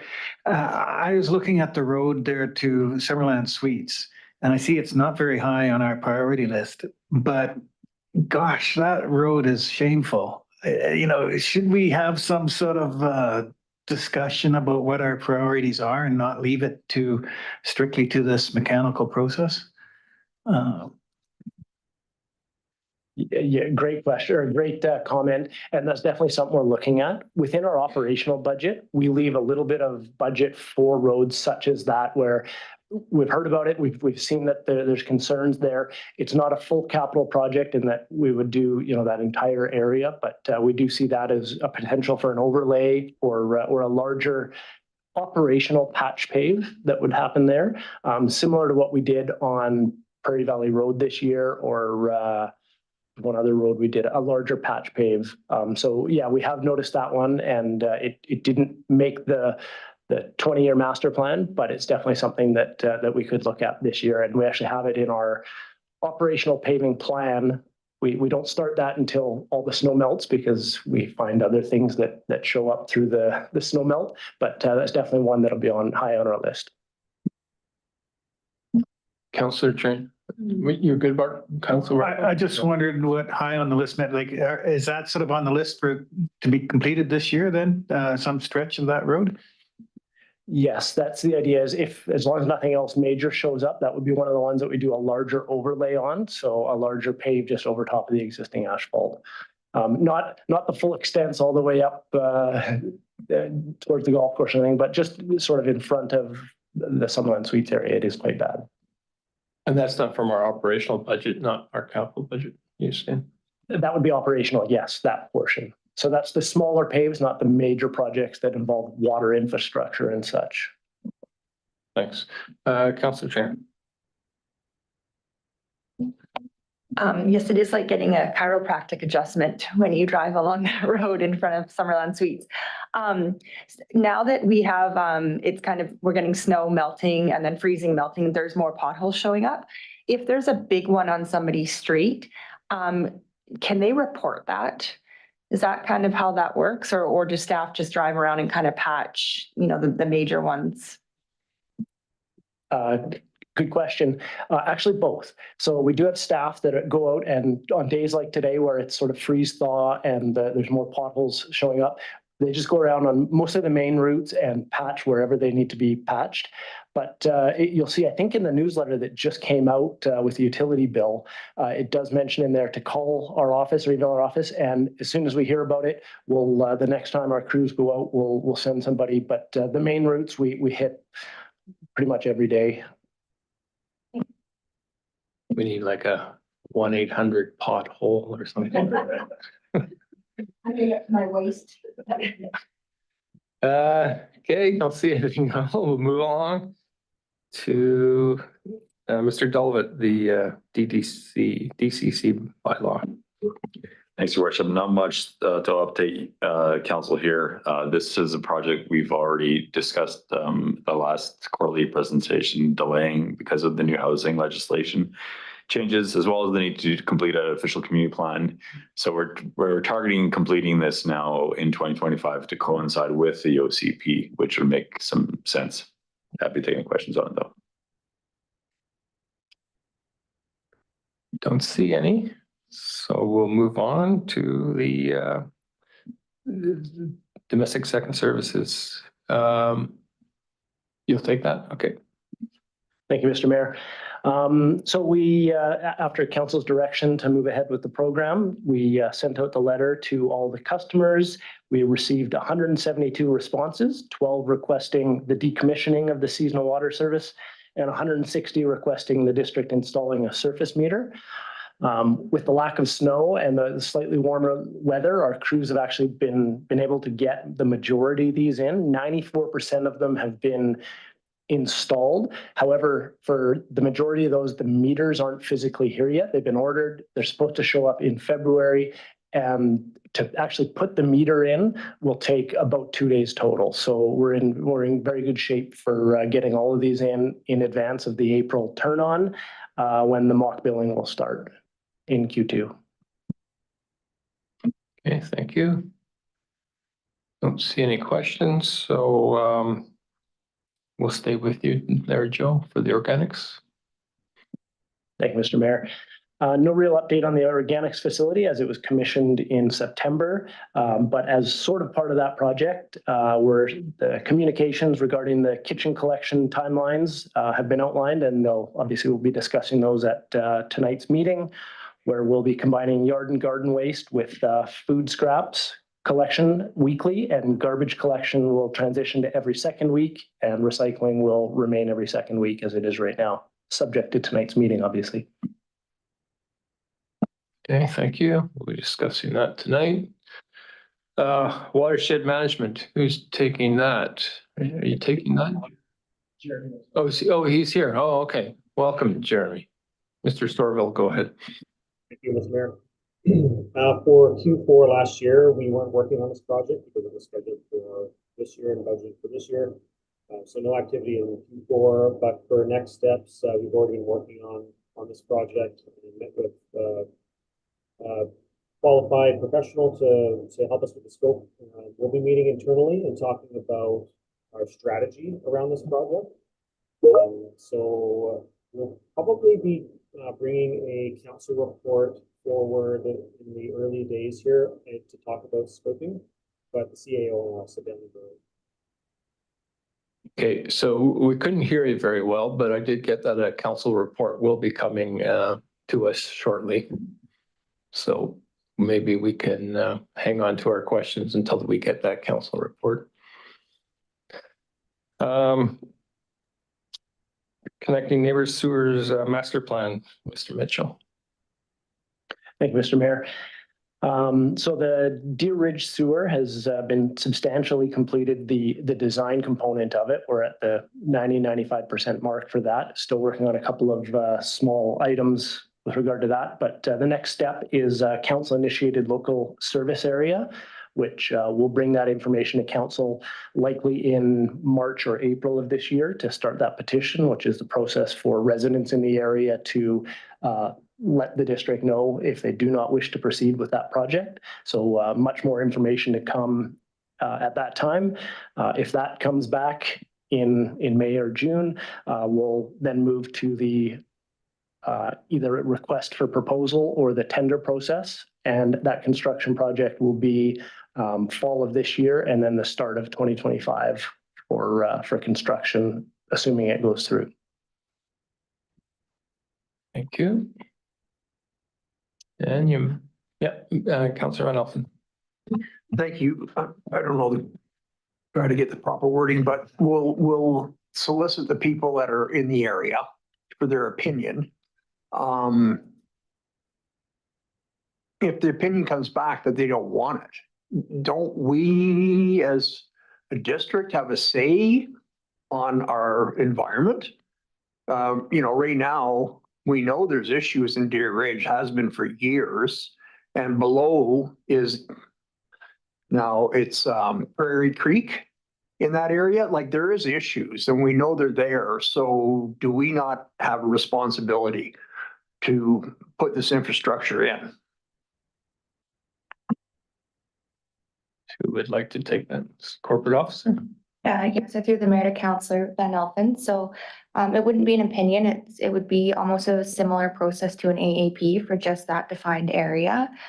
So the threshold would be we need 50% of the owners representing 50% of the tax. The taxes would have to come back and say yes, or say no, they don't want it.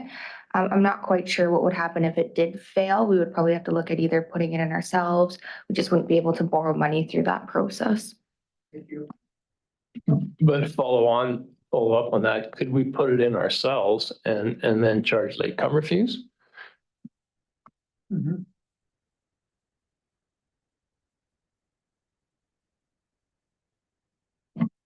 Essentially, we just have to review the funding model and come up with a different model to fund the project.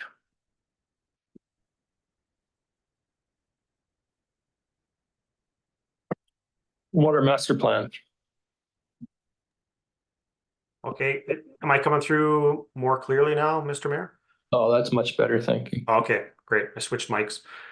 Water master plan, system separation. So Joe and Devin have been meeting with Urban Systems to kick off the Giants Head portion of this project. So there's been some movement on that already in this current year. And for the final deliverable, we'll ensure that we have a full system separation study by the end of the year, but we have had some activity on this already so far this year.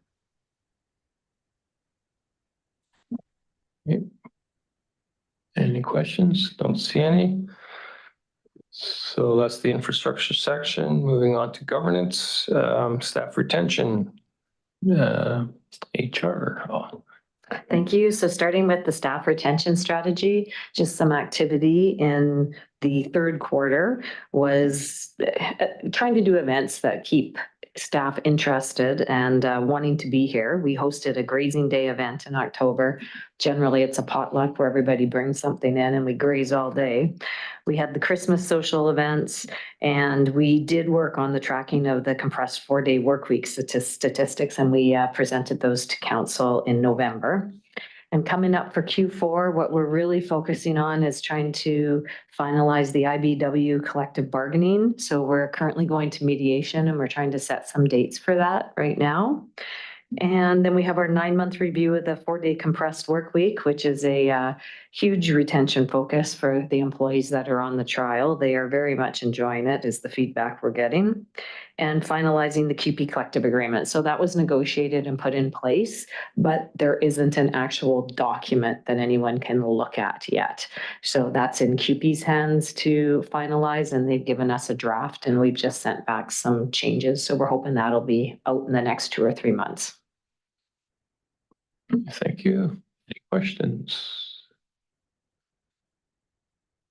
Public relations, CEO, please.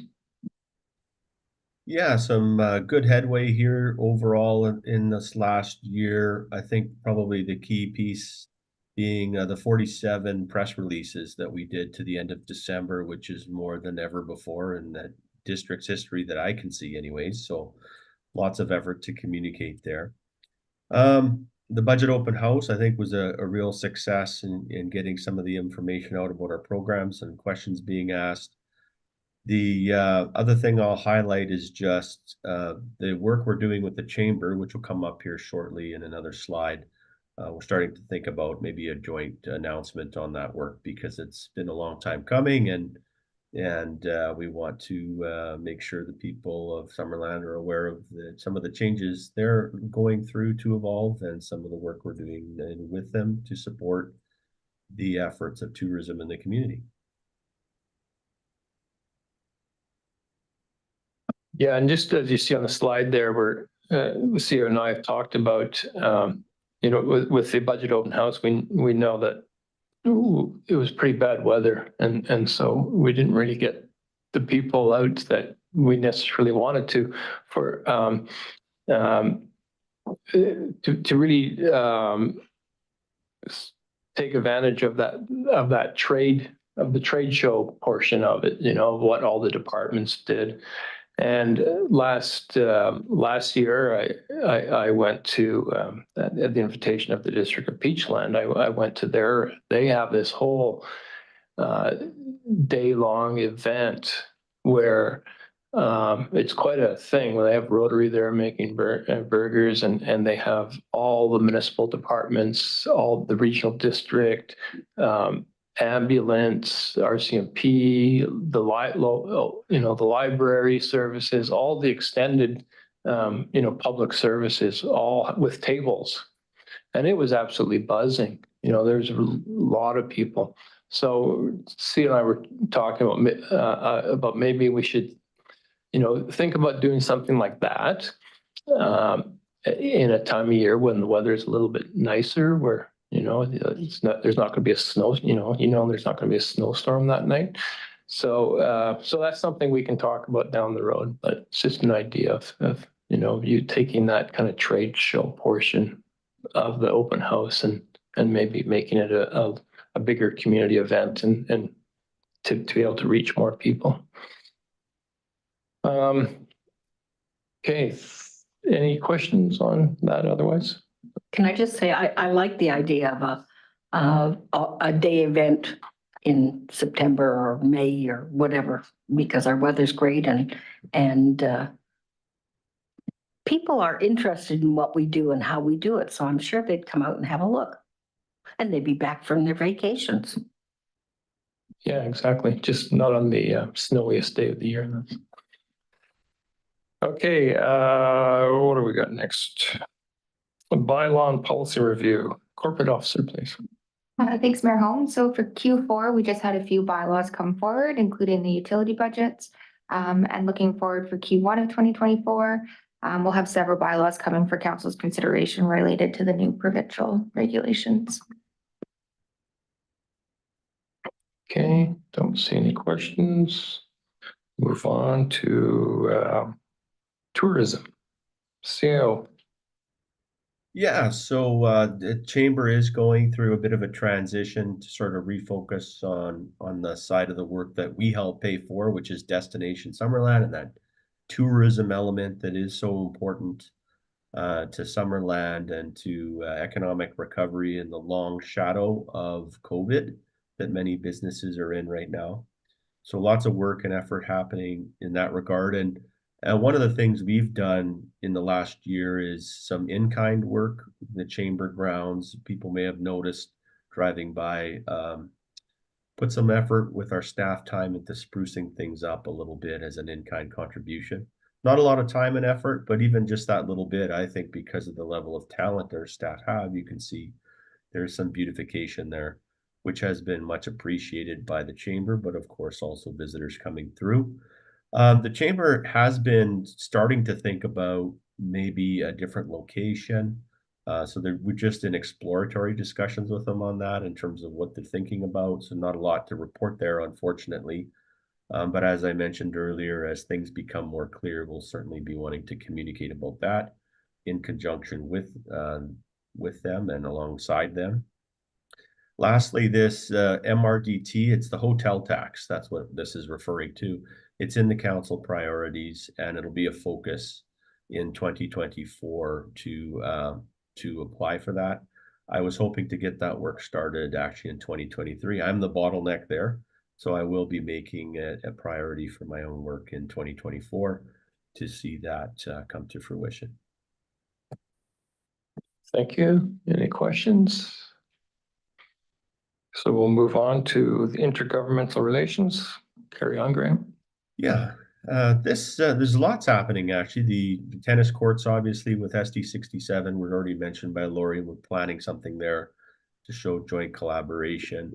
Looking back, obviously, now we have the benefit of hindsight of just how successful the powwow was. The district supported through sponsorship, and we've been very pleased with the success there. Our own exposure as well, with the table that was set up profiling tourism opportunities in Summerland, and the chamber worked with us on that.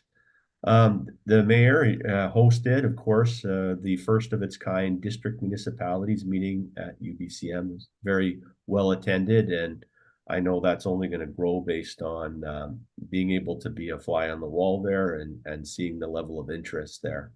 So that's something that also happened. Of course, the rock slide tour that occurred recently involving the mayor, but also the director of Works and Infrastructure, to see the work on the rock slide that is progressing.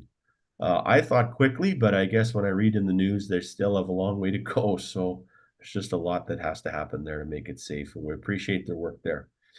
The council resolutions for Silga are being sort of finalized here shortly. And also, I know, Mr. Mayor, you've requested a discussion and a check-in with the PIB chief on key issues, also touching on that sort of intergovernmental relationship, on that government-to-government relationship we have with PIB. Lastly, and I've already talked about this, is just the continuing work to help move the ball down the field with the Ministry of Housing, BC Housing, and the provincial government health ministry on their involvement in the health center. Thank you. I'll just note that Councillor Barkwell joined us on the rock slide tour as well. Any questions? So that's the governance section. Now the adaptable, affordable community. review the energy strategy, Mr. Storvald.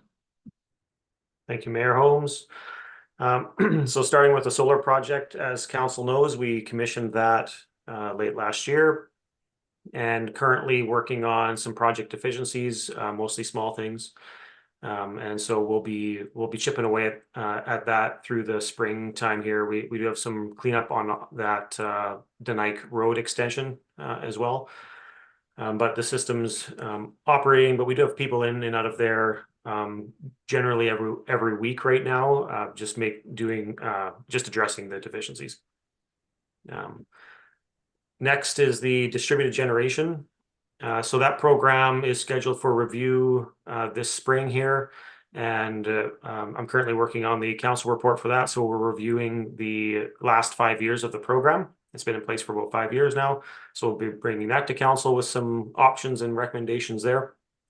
And then modern metering. I have been meeting with Penticton and Nelson, who are sort of in the same position that we are. They're interested in some modern metering. So we've been talking about potentially a joint project or something, or some joint preliminary investigation. New Westminster is actually replacing all of their meters this year with modern metering. So we're in talks with them, and actually had a presentation from their project team just this last week. So we're getting some good information from them and some good lessons learned. And one other thing that I neglected to put on this slide was the connection with BC Hydro on our north side. We are still in discussions with them and still working with them on that. That's part of the energy strategy. Yeah, thank you. Councillor Barkwell. Thank you, Mr. Mayor. So we had a really cold snap a few weeks ago, and so did our batteries feed into the grid and successfully lower the peak on those coldest nights of the year without and at the right rate, so they didn't suddenly get depleted and become a big spike in the draw? Did they accomplish what we hoped they would? That actually, Councillor, that particular week, we were replacing a piece of control equipment. So they were not actually active on that week. So we missed the peak shaving that particular week, but we are actively peak shaving going forward. But right now, the system is in right after commissioning, we get into that phase of we call it infant mortality. Not the best term, but early on when you commission a piece of equipment, you get some early failures of components of that equipment, and then that failure statistic levels off, and then you start to get it back again as the equipment gets to end of life. So we have replaced, for instance, fire panel, some control cards, and some fusing. So as things kind of come up, we've been addressing those, and that's expected for this type of project. Yeah, have you had inquiries from around North America, people wanting to see this project? Not yet. But I expect, as for instance, the joint venture put out a media video. I expect as it gets more and more press in that area, we'll probably see some requests to have a look at it. They are getting more and more common, though. Yeah, Councillor Van Elfen. Thank you, Mr. Mayor. Just a quick question. The distributed generation program, will you be coming to us with the options of people with 400 amp services or greater to be able to maybe utilize and have solar on those systems? Thank you, Councillor. Through the mayor, absolutely. We'll definitely be tackling that question in that council report for sure. CO Stat, you have something to add? Yeah, I just on the comment about have we had inquiries of people looking in. One thing that will drive more inquiries, I think, is more exposure. And I just had an email come in during this meeting from Infrastructure Canada, who is asking if they can do a blog and do some pushing on through social media on us as a best practice example for Canada on this kind of project. And so I haven't followed up with them yet, but I just wanted to let you know, I think that's obviously a good indicator, but also that sort of work will drive further inquiries about what's the secret sauce, right? And we'll get those phone calls. Maybe you can tell them, we'll give them that if they give us our grant funding that we've applied to them for. Good pro quo. Councilor Barkwell. I noticed that there's a humming sound now that it's commissioned that it wasn't noticeable when we did tour before. Is that from the batteries or is that from the transformers on the poles? And I understand that it's in the future, the wiring to there is going to be underground. So if it's from the transformers, is there any chance that they'll be relocated on the ground in the future? Yeah, thank you, Councillor. I've actually been through the mayor. I've been waiting for someone to bring that up. I haven't heard anything from the public yet on that. The humming sound is coming from the converter system. That's the system that changes from the power from AC to DC and vice versa when we're putting onto the grid from DC to AC. Those converters have that humming noise, and they also have a cooling fan that's on, and most of that noise is from the cooling fans to keep them cool. And so that noise does meet our specification for decibels. So we did measure it though to make sure that it did, and it's right at the edge of our specification. So it is not something that we could ask them to change. But there are some potential noise mitigation strategies we could do in the future if that became a problem. No, I'm thinking, you don't hear it until you're up there, but I'm thinking for the development of the Eco Village area, that's going to make, it would make it a. Yeah, we have some ideas on what we could do to reduce that. It would require some custom work to get it done. I mean, also mitigating that is the housing, most of it will be above that area. So I'm not sure how much of an influence it is, but if it could be mitigated, that would certainly be a bonus. Okay, let's move on then. What do we got next? Oh, Eco Village. There you go. Mr. Delvin. And you're Mr. Delvin, you've got the next, like all of them, so. Great. So yeah, that was a great segue. Thanks, Jeremy, to the Eco Village project. So lots of activity on this priority item over the last quarter. We've drafted a comprehensive development zone. We've drafted some design guidelines. We've updated our project webpage. We've also prepared a frequently asked questions document. We're finalizing that, but it'll be posted pretty soon on our webpage. We also had an on-site stakeholder meeting in November.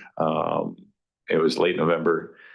And we've also now kind of went through a bit of a redesign process because we have pivoted a bit with where we're going to get fire department access as well as potential water looping through the development property. So the image on your screen right now is changing on the fly right now. It's definitely not available to share publicly at this moment in time, but we do have upcoming, and you probably have seen the ad for a new public information meeting on February 28th. We hope to have all this finalized and ready for public viewing on that date. That's the George Riga Arts and Cultural Center from 4 to 6 p.m.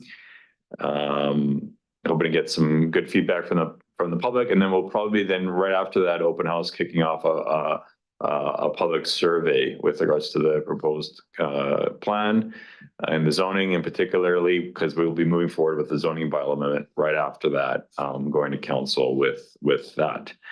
The one item here I want to mention as well, the sale process. We did have a bit of a discussion with that at our last quarterly presentation. We are still recommending that be delayed till later this year. Again, we're pretty stretched thin with capacity right now with a lot of priority projects as well as the provincial legislative changes that are really stretching us thin. And that'll allow us time to really make sure we're getting that RFP process correct and nailed down right for, and we want council and the community to be involved with that as well, potentially. I'm happy to take any questions on this one. Thank you, Council. Councillor Peak.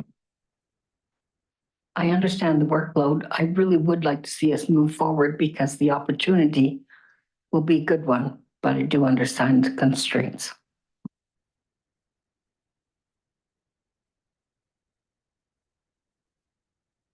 Councillor Mennel.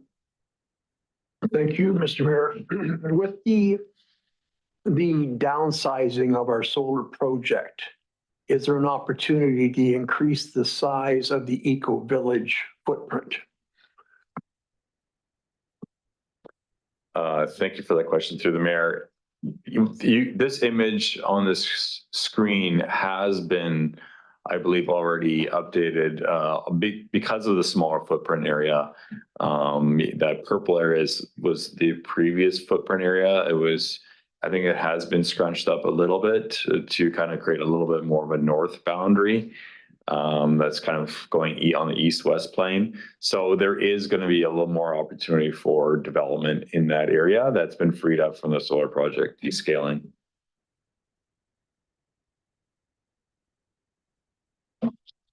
Okay, thank you. Don't see anything else. Affordability. Thank you, Your Worship. For this one, we've recently received a development permit application for a new BC housing project in the community.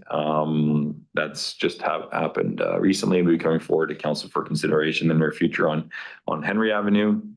Council as well previously provided supports to the and also we've provided a development permit approval for the Parkdale Place Housing Society development permit. And I think they're just still waiting on their BC Housing application and the response from BC Housing.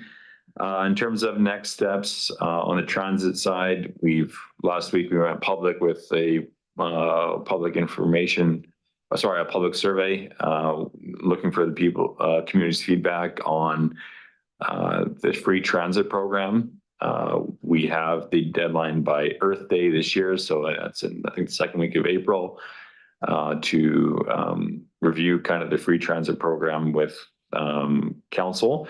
We're targeting that March council meeting to report back on the survey results of the free transit pilot and seek council's direction as to what we want to proceed, or if we want to proceed with continuing the free transit program. We are also still continuing to work with community groups on affordable housing, and they'll be coming forward as well for council's consideration in the near future. Thank you. Councillor Peak. Thank you, Worship. Could I ask you the distribution for the survey on the transit? How was that achieved? Yeah, thank you for the question, to Your Worship. Our ADESA has laid out a pretty robust campaign to try to get participation in that survey. We have directly contacted Barry and Smith, the bus contracting company, to provide little pamphlets to hand out to riders on the Route 30 bus that will have a URL barcode for people to access the online website. We have the URL barcode as well printed on posters at bus stops within the community, as well for people to access the site. We have it also posted at Municipal Hall and at the pool.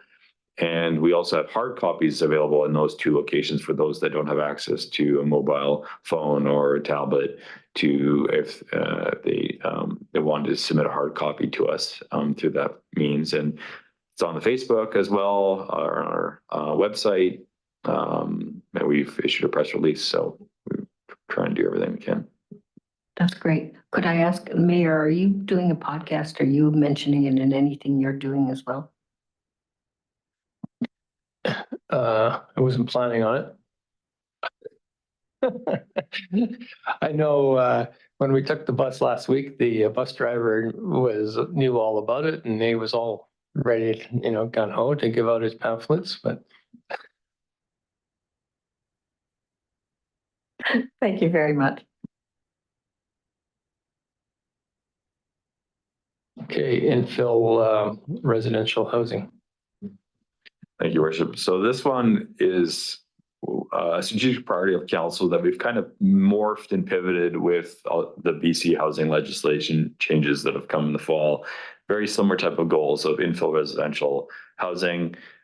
We were going to have a larger community consultation on infill housing, but now we're kind of forced by June 30th to update all of our regulations to allow for infill housing development because the province has required us to do so. We have a deadline of June 30th for Bill 44 to update our zoning bylaw. So right now we're drafting a zoning bylaw amendment with new residential zones for low density areas. That will be brought forward fairly soon to committees to start with our Development Process Improvement Advisory Committee, and then our Advisory Planning Commission, and then onwards to council. We've got a committee of the whole meeting targeted for that discussion with council. And then from there, we want to go through a community consultation and public engagement. And really, it's more of an education to the public as to what is now required of us to include in our zoning bylaw from Bill 44. We have also initiated an RFP. It's just being finalized right now for a new housing needs report. Hopefully, we're going to get that out this week. And our goal is to try to complete that housing needs report by this fall in order to inform our OCP review to hopefully start around the same time frame. And I'm happy to take any questions on this one. Yeah, so this whole topic is just basically going to dovetail into the new requirements really. I don't see any questions. We'll move on to the food hub.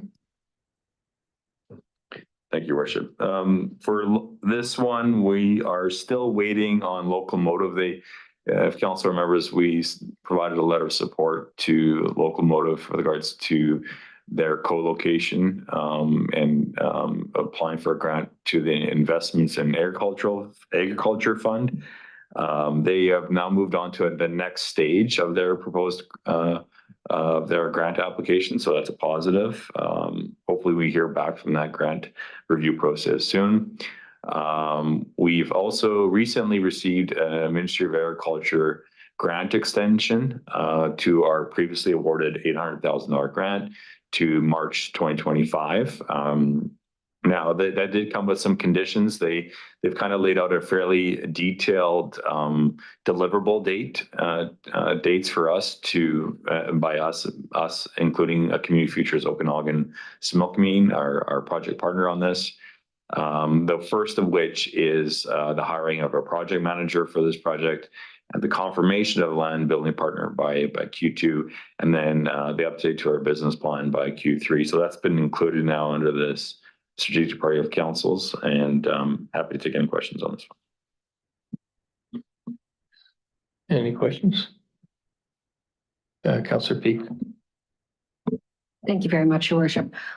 What would be the work for the project manager?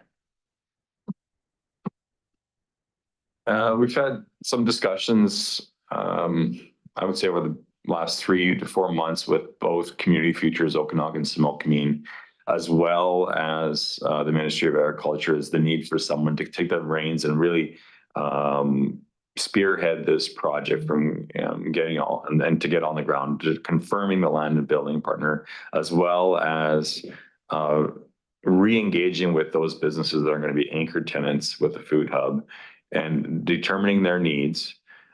Maybe their needs have changed. I mean, even in the last year, for equipment, et cetera. So, yeah, and really doing the grunt work when it comes to establishing the food hub. It's not the same thing as a potential society executive director for the food hub in the future that will maybe like run the facility, but more so someone to get from where we are right now to actually seeing this project being constructed and occupied by businesses that are going to be interested in partaking as part of it. Thank you for a little further detail. Okay, thank you. Climate action.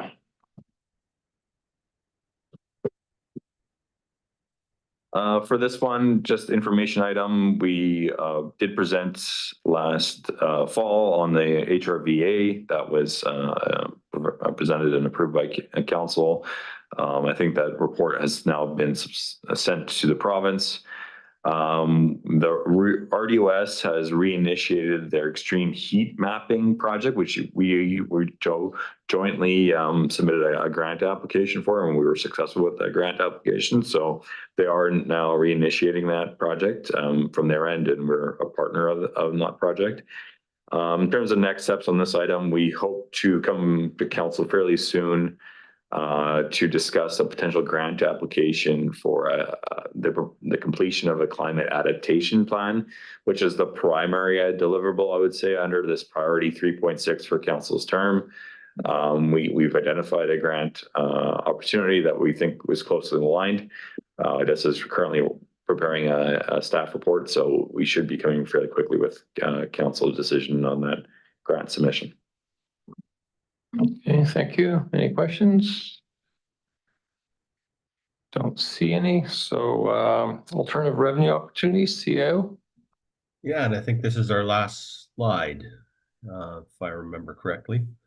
I don't know if this means the same as the lobster race, and I'm the one who's going to get thrown into the pot, but I'll speak into this being the last one. The winner. What's that? Oh, the winner. Okay. The land acquisition and disposition strategy. That is moving with speed and violence here now with the hiring of KPMG. And there's been an entry-level meeting, and the work is planned out and scheduled. And you can just see here that the midpoint presentation will come into council for April already, where they're already going to be doing quite a bit of analysis by that point to give you a really good snapshot of the opportunities and considerations, and then even a final report for June. So we'll see a lot happen here in the next few months. I appreciate Brad and his team and the work that they're going to have to do to help provide information, as well as our GIS person and assisting some of that work. But we're excited about it, and that ties back to the revenue opportunity goal of council, in the sense that some of these parcels could probably be sold, and in that way exchanging surplus land for money. And so that's a good thing, and other ones we want to acquire. So this will give us good advice on that. And lastly, just the asphalt plant that's being sited at the landfill as a new industrial operation. And least they're quite excited about that, with a new business operating in the district in a location where it's zoned for that purpose. And at the same time, using gravel from that very pit. And so reducing the number of trucks on the road hauling gravel to their location where they are now, which is in Penticton. So kind of a win-win-win there. And that's it for the alternative revenue opportunity. Yeah, thank you. Councillor Peak. Thank you very much, Graham. I just wanted to comment on the asphalt company that came in. When we met with them and we discussion, it had been afforded that we were doing it. It was very interesting to hear that they are a local company and that they do a lot of smaller projects throughout the Okanagan. I just found that interesting. It's a family business, and they're very careful about how they do what they do. Yeah, thanks for mentioning that. Okay, thank you. Okay, we've got through it. CEO, final comments? Well, just to say, thank you, Mr. Mayor, for letting me have final comments. I guess just to say, it takes a whole bunch of work on the part of both council in providing the vision and direction and decisions and budget, and staff in terms of the delivery of these things. To see the progress that we're making is very encouraging. And when we look back on a whole year like we just did in our Q4, 2023 was a year where lots of progress has been made, and we're very proud of that. Okay, thank you. Yeah, I think it's been a pretty busy year, so well done. Congratulations to everybody. So now we move items removed from the we don't need a motion to receive all that? No, that's just for information, right? So items removed from consent agenda, 4.3, the Recreation Advisory Committee. Councillor Trainer. Yeah, when I brought those forward, I apologize. I thought that they were the recent ones, but they were from last year. So I can just make a motion to receive those. Okay. Okay, second. Councillor Van Elfen, any discussion? I'll call the question. All in favor? That carries. Next one, 4.4B. That's the one I requested. This is the letter from the district of Nanaimo, regional district of Nanaimo. And they're just asking for a letter of support. This is all the summary of the sessions they had at UBCM. So they're asking for a letter of support for a UBCM working group on changing some of the legislation. As many new, local government the Local Government Act especially is pretty outdated.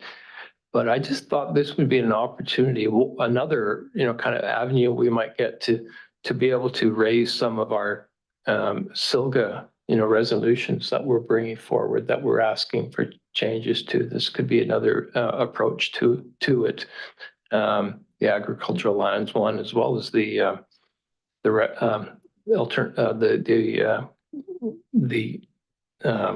public assent one. So, and we talk a lot about the Local Government Act, especially for how it affects regional districts. As you heard Mr. Safino today, and they're totally frustrated on regional districts. So I think a letter of support would be a good idea. I think this working group would be a good idea. Councillor Peak? I agree with that totally. I've read the submission here, and an alternate way of having funding, because they don't have taxation, would be wonderful. And there's the opportunity to piggyback some of the things that we would like to see reinforced as well. I agree. Would you bring that forward? That just a motion to write a letter of support to the.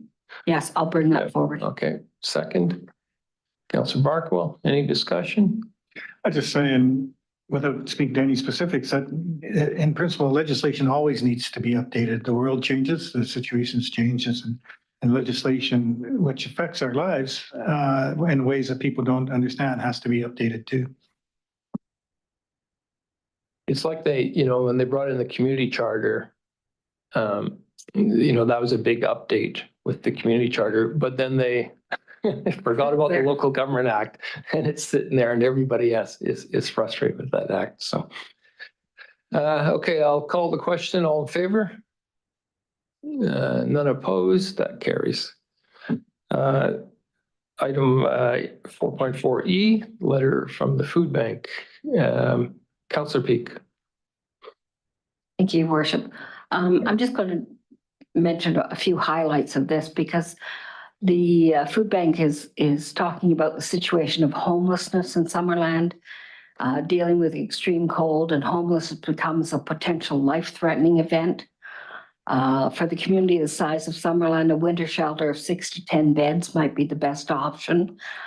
If we are trying to achieve this, we will need cooperation and strong support from the District of Summerland. The BC Housing further recommends that shelter be provided when temperatures drop to 0 Celsius, or different. It could be slightly different in higher and wet, snowy and windy conditions, hot or cold.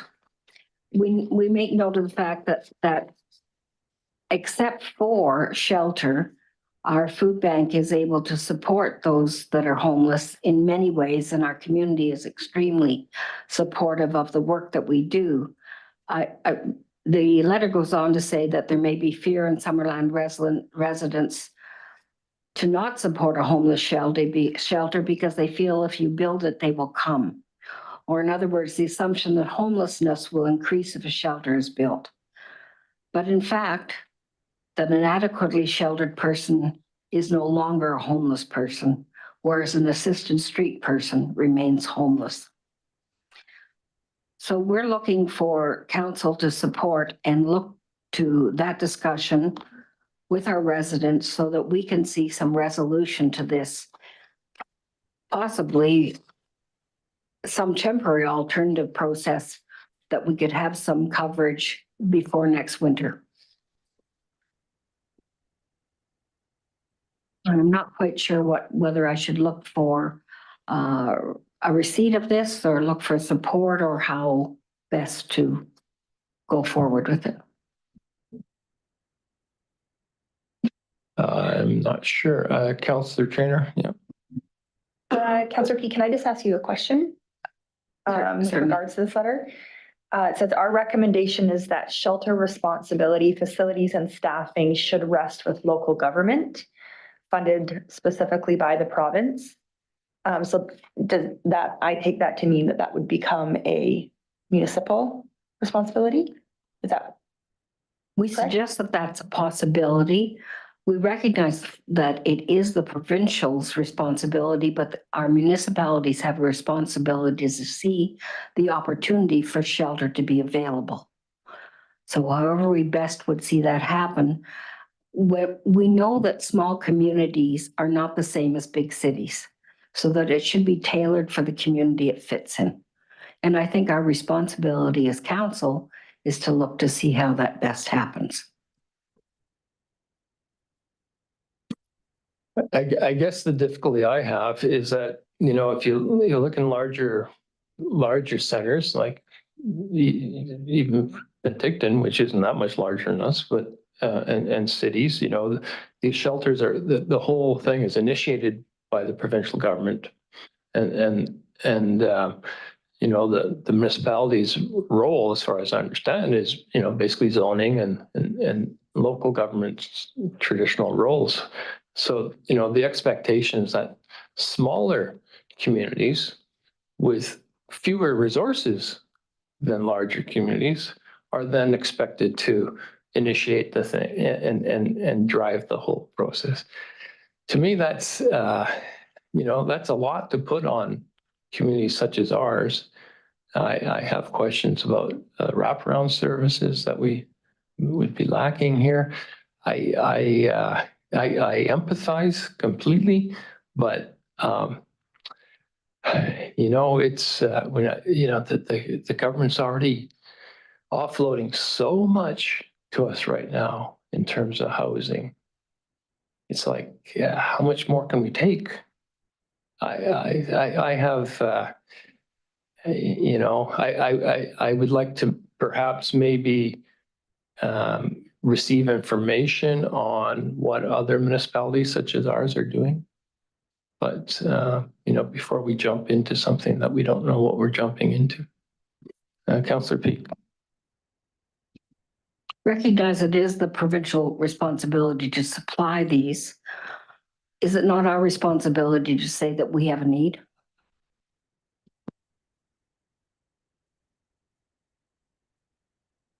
Councillor Chair. I appreciate that the food bank sent this letter to us because it's an issue for sure. I understand that. And I do think that something needs to be done in Summerland. However, I'm not sure that the district is the one that should lead this, but I think they should be, helping out or be a partner or something like that. I often wonder if this is something that like one of our churches could take on as well. And that we provide support. But I just don't see how a municipality of our size can take on the responsibility of something like this. However, it does need to be done. So I do recognize that. Councillor Peak. I think it should be our responsibility to identify to the province there is a need for a wraparound service, temporary shelter. Councillor Nelson. Thank you. I appreciate the letter. I was just hoping or wondering, it's kind of off of what Deputy Mayor Trainer just said. Last time I counted roughly just a few minutes ago in my head, I think we have like 9 different religious institutions in our community. Has any of them been reached? Have we reached out to any of them? Because every building that I'm aware of has a hall, a kitchen facility, washroom facilities. I know even in Penticton, their soup kitchen is run out of a church.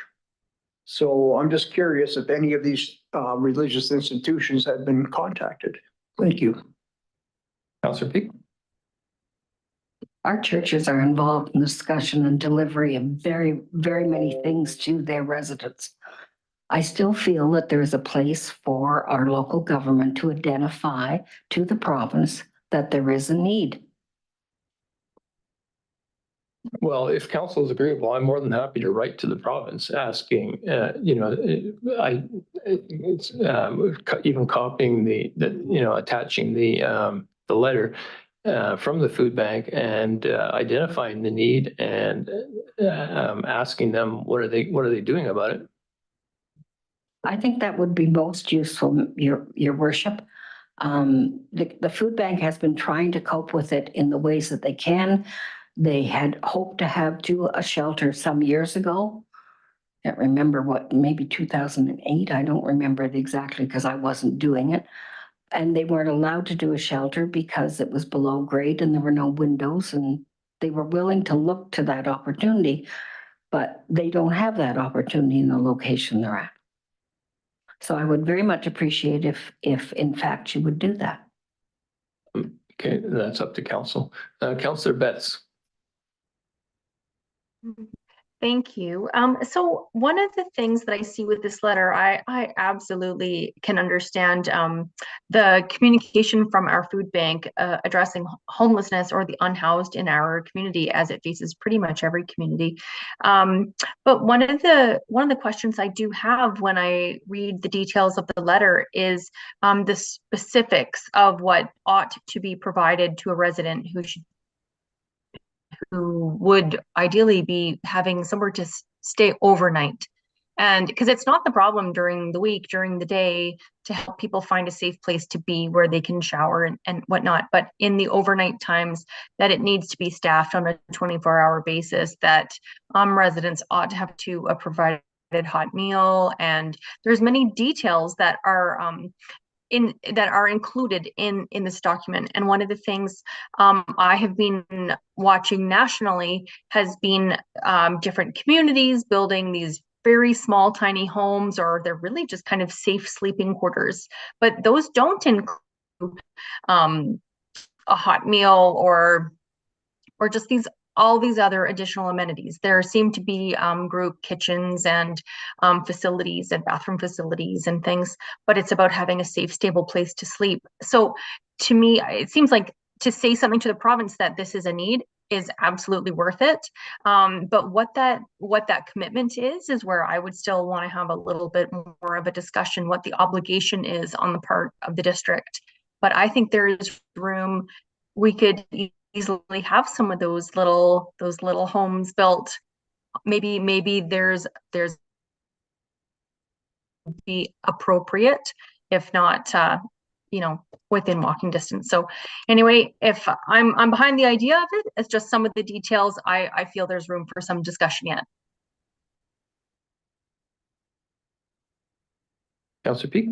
Could I bring a motion forward for the mayor to write a letter to BC, the province, in terms of recognition of a need within our community and what the province is prepared to or would be available to supply?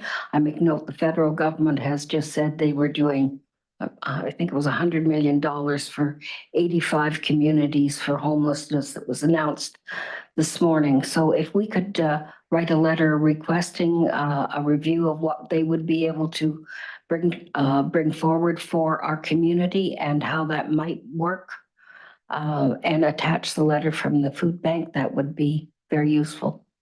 I don't know if Kendra's doing something better than I am in terms of wording. I get wordy in my talking. Okay, well, there's a motion in there somewhere. And I appreciate the discussion. I appreciate the request about detail. There's quite a bit of detail in our letter as to what we can supply from the food bank. But there's this overnight thing that it's just housing people in cold or very hot weather.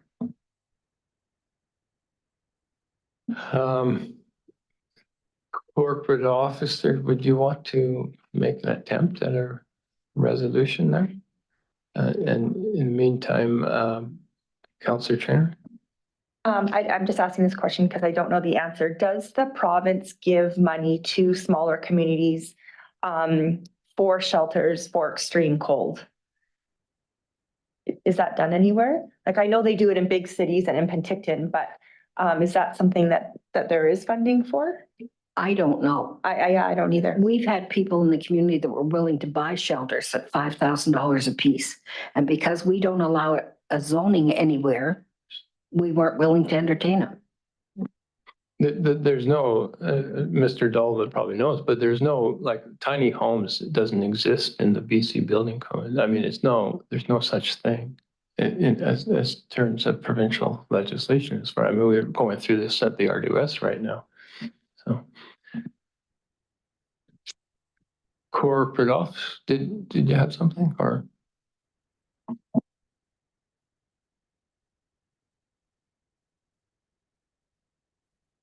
Councillor Chair?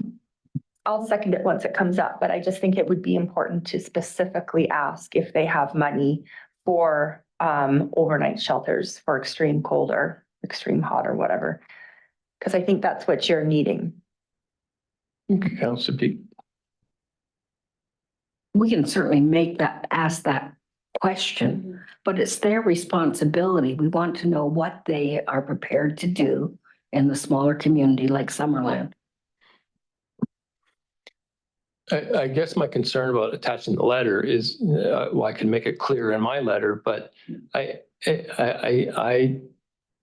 don't want them to give us the money and then we have to do it. You know, it's their job. If I may, I know that Turning Points does wraparound services in certain projects that they sponsor. So I don't know how you get there. I'm identifying we have a need. So we have the motion on the floor. Does that work, Councillor Peak?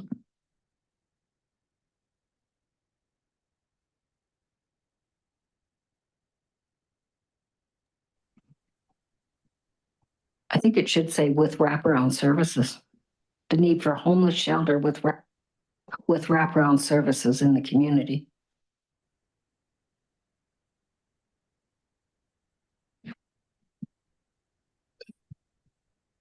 You know, maybe what's needed really is, I'd be comfortable saying the food bank has identified a need. I don't know if we have identified that yet. We haven't done, you know, any due diligence, any research or anything like that. I would be comfortable asking, how does the province approach communities such as Summerland, and what can they do for communities such as ours? You know, and I'd be open to that interpretation. We just need to get in on asking the question, because we do have. The district as the community of Summerland may not have identified this as a need, but when you've had a service here for 37 years that supplies a good portion of what your community needs, they've recognized the need for a long time. Councillor Parkwell. I think you could make a point that these needs exist in small towns such as Summerland, as well as the cities, which get all the attention.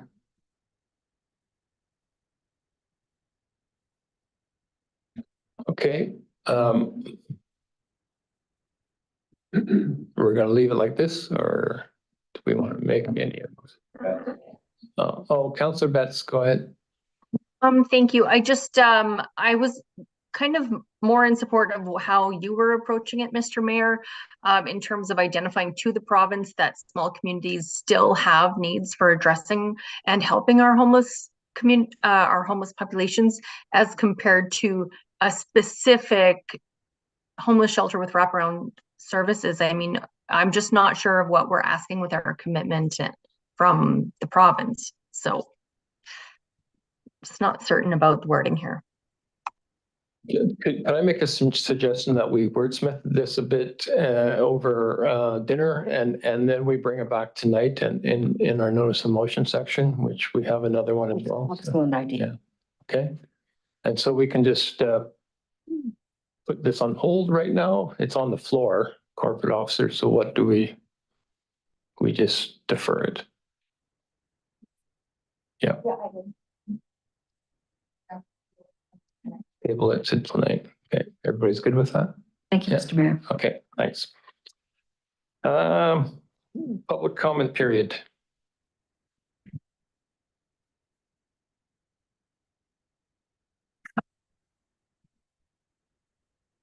Hi, Council. Brad Besler. First, I want to make a dog-related suggestion. Many people have commented that there's a lot of dog shit being left on the walking path by Rotary Beach and the tennis courts. Currently, the only dog bag dispensers down there are at the new dog park and the dog beach. So I think if the district adds 2 or 3 more dog bag dispensers along the walking path from Rotary Beach to the waterfront resort, it'll encourage more people to pick up after the dogs, and maybe some signs that say, please pick up after your dog would be helpful too. That's one of the nicest walking paths in Summerland, and we should do our best to keep it clean.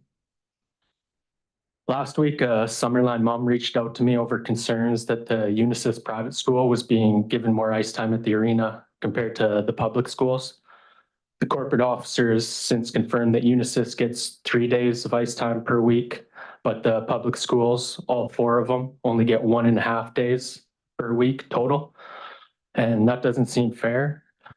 The spring bookings are going to be over soon, so I would just encourage the district to maybe recalibrate the arena schedule for the fall so it's more fair to Summerland's public students.